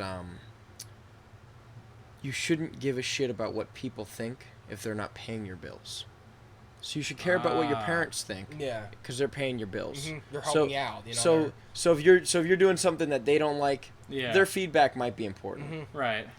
If they're your fans, maybe you should listen to them a little someone bit. Close to if you, they're like a good friend. Well, I'm saying, like, if they're fans that are buying your merchandise and stuff, maybe you should take advice on them on album art. Like, at least listen to it. See you know what they what I have mean? to say. Just Exactly. take it into account. But anyone that's saying negative shit, that's not doing shit for themselves, that are just putting that inner shit, like their own self-loathing, they're just trying to put it out on the world. Oh yeah. You need to see that, and I don't even blame people anymore, because it's like, dude, you're so fucked up that you can't figure out how to channel that out. I think so many people are projecting their own struggles, like their own inner conflicts, and they're upset at you because you're enjoying yourself, you're doing what you want to do or whatever. I think like, people get dealt shit, so they're like, oh, fuck the world, people are mean, people are shitty, I'm just gonna be a shitty person too. Mm-hmm. Where if they don't have those positive experiences, they just reflect what they see. And if everyone acts like a dick, everyone thinks everyone acts like a dick, and then everyone acts like a dick. Yes. You have to break that and be like, you know what? I'm going to be a nice person. I'm going to do the right thing just because. Mm-hmm. And I think when people start doing that, standard. and then you have positive interactions with those people go, hey, he was a nice person. Maybe not all people are mean. Maybe you can trust people. And I think once that, if you can change that paradigm, the world could get better. Oh, yeah. People could really start trusting each other. And that's what's really dangerous about social media is everybody looks happy on social media. Mm-hmm. Even though a lot of the people that post on it aren't really that happy. I think probably 90% of them probably aren't that happy. Yeah.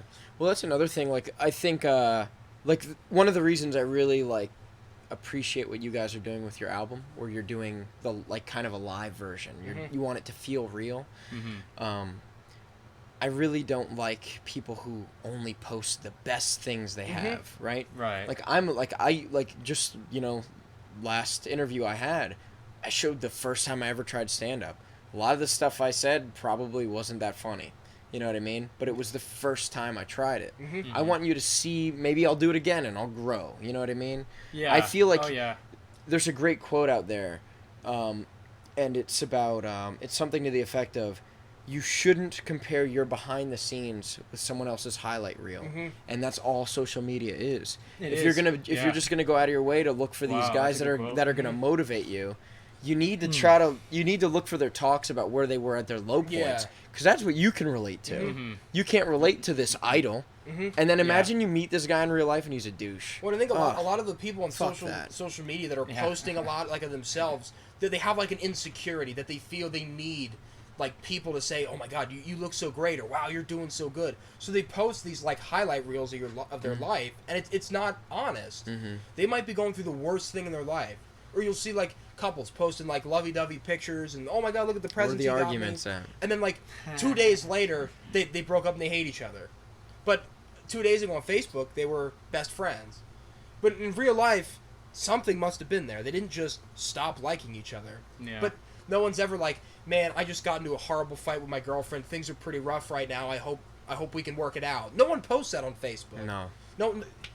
Well, another thing too, you don't want to leave yourself out. You don't want your business out there to feel vulnerable. Yeah. You know what I mean? Yeah. So I understand why people don't do that, but as the spectator, you need to walk into the highlight reel situation knowing, this guy's going through some bullshit. You need to know this isn't an honest portrayal of their life. It's just what they want you to think their life is. It's not what their life is.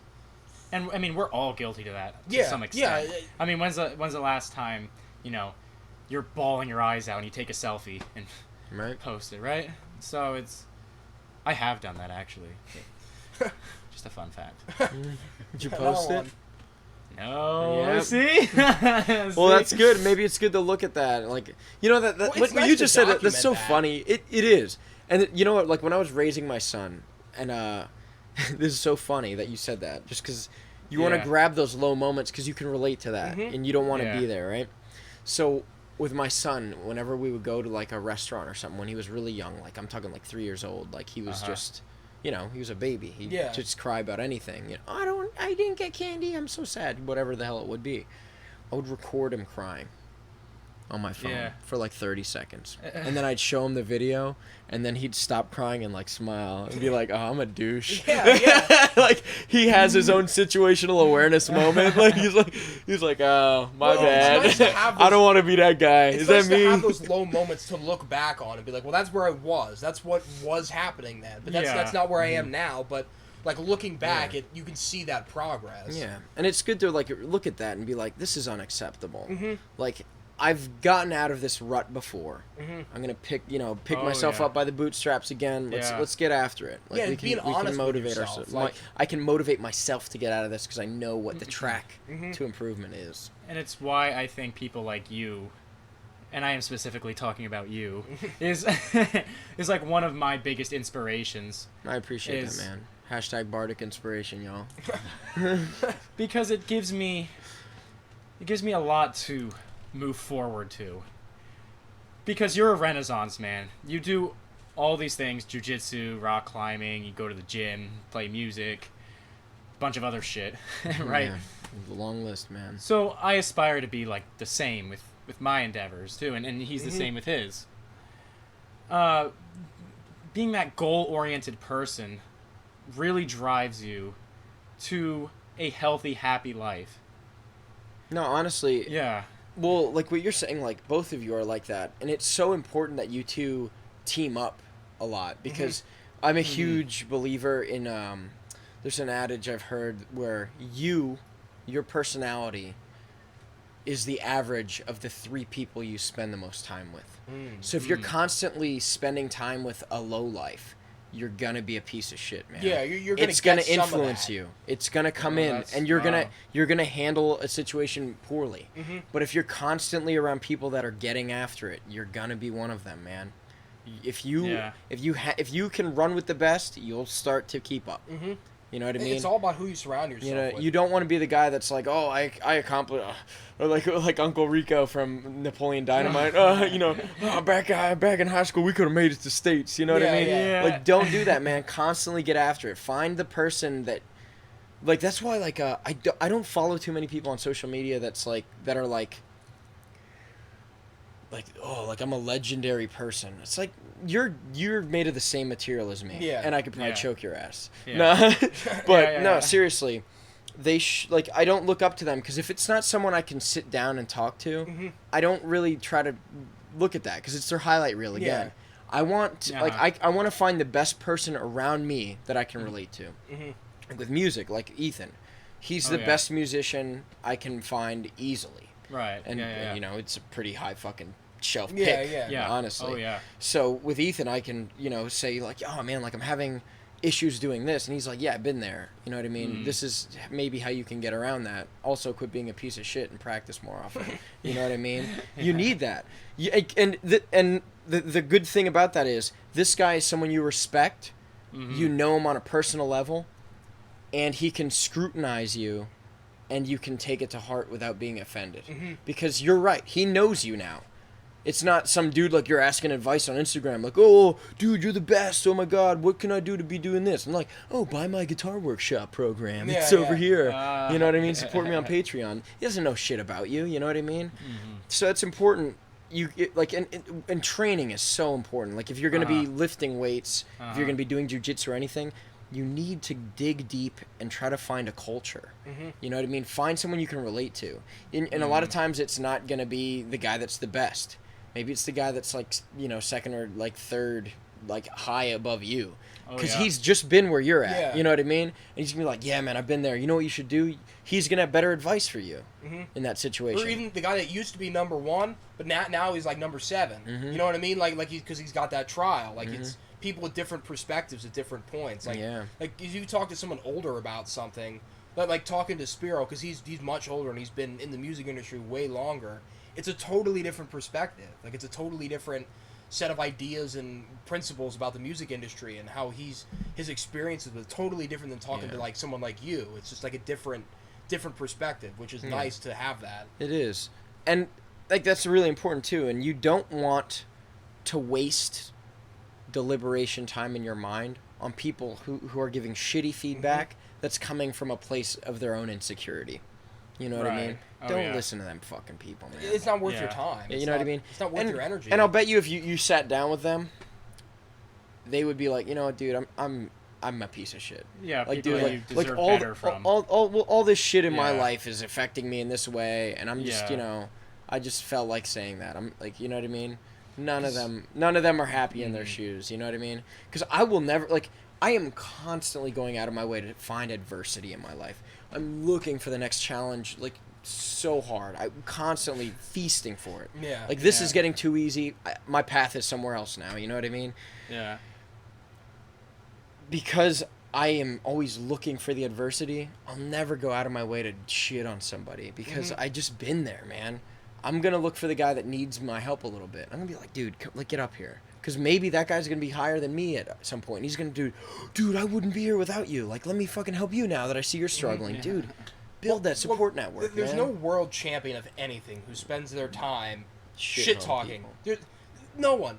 No one that's fantastic, like the number one at anything, is going to spend their time like legitimately shit talking people. And there's some exceptions. Floyd Mayweather. Yeah, there's some Yeah, people that are fighters incredibly or successful that have boxers. like crazy personalities that like, or even someone like Ingve sometimes where they can get a little whatever. But most I don't eat donuts. yeah, but like most people that are really good at something are like they're not wasting their time shit talking people on the internet. They're training. They're gaining more influences. They're talking to new people. They're doing new challenges. They're not focused on making fun of you, like belittling you. If you have time to bitch about something, you need to find more uses for your time. Yeah. Because, like, when people come to me and they, like, complain about something, I'm like, dude, you're worried about what this person thinks about you? Why aren't you fucking training? Why aren't you practicing guitar? Like, this does not matter. You have to do something. If a fucking meteor, like, or like, if your fucking building started catching fire right now, like, if your job had a bomb go off in there, like a fucking van crashed into your job and blew up right now, none of the shit you just told me would matter at all. No. At all. Your mom, like, you tell me your mom has cancer. Okay, that's a thing that's gonna take a lot of thinking about. You have a legitimate issue in your life that you need to navigate. Someone cut you off in traffic. Shut the fuck up, dude. Yeah. That happens to everyone every day. Yeah. Who gives a fuck, deal bro? with it. Like, why aren't you turning your music up louder and singing a little louder with the fucking song? Dude, stop letting this little shit get to you, dude. It doesn't fucking matter. well, and then you get worked up and it'll ruin everything else you're doing because you're so like you're just thinking about this fucking dude that cut you off in traffic and you're just raving about that, and then you can't focus on what you actually need to focus on. It reminds me of this awesome meme I saw the other day, and it was it said like, are you really having a shitty day, or did you have a shitty 5 minutes that you were milking for the other 12 hours? You know what I mean? It's true though, dude. like, Seriously. Yeah, it is. For real, man. Yo, Go we into allowed the- to eat the peanuts? Yo, help yourself, man. Try not to be too crunchy in the microphone, because that's not good. Just, you know. he's gonna eat him right What, on top. what are we working for with time right now? Just about 2.5 hours. Jesus. That's pretty good, man. This is I didn't realize it was that long. the second longest If you one. guys want to do the jam today as well. Do you wanna wrap this up? Do you guys have any like last? Let's talk about like where can people find more information about you guys? Where can they find information about the band? Facebook.com/Scarlet Moon Official. And Instagram at Scarlet Moon Official, right? Yes, no spaces in that. Yes, Scarlet Moon Official.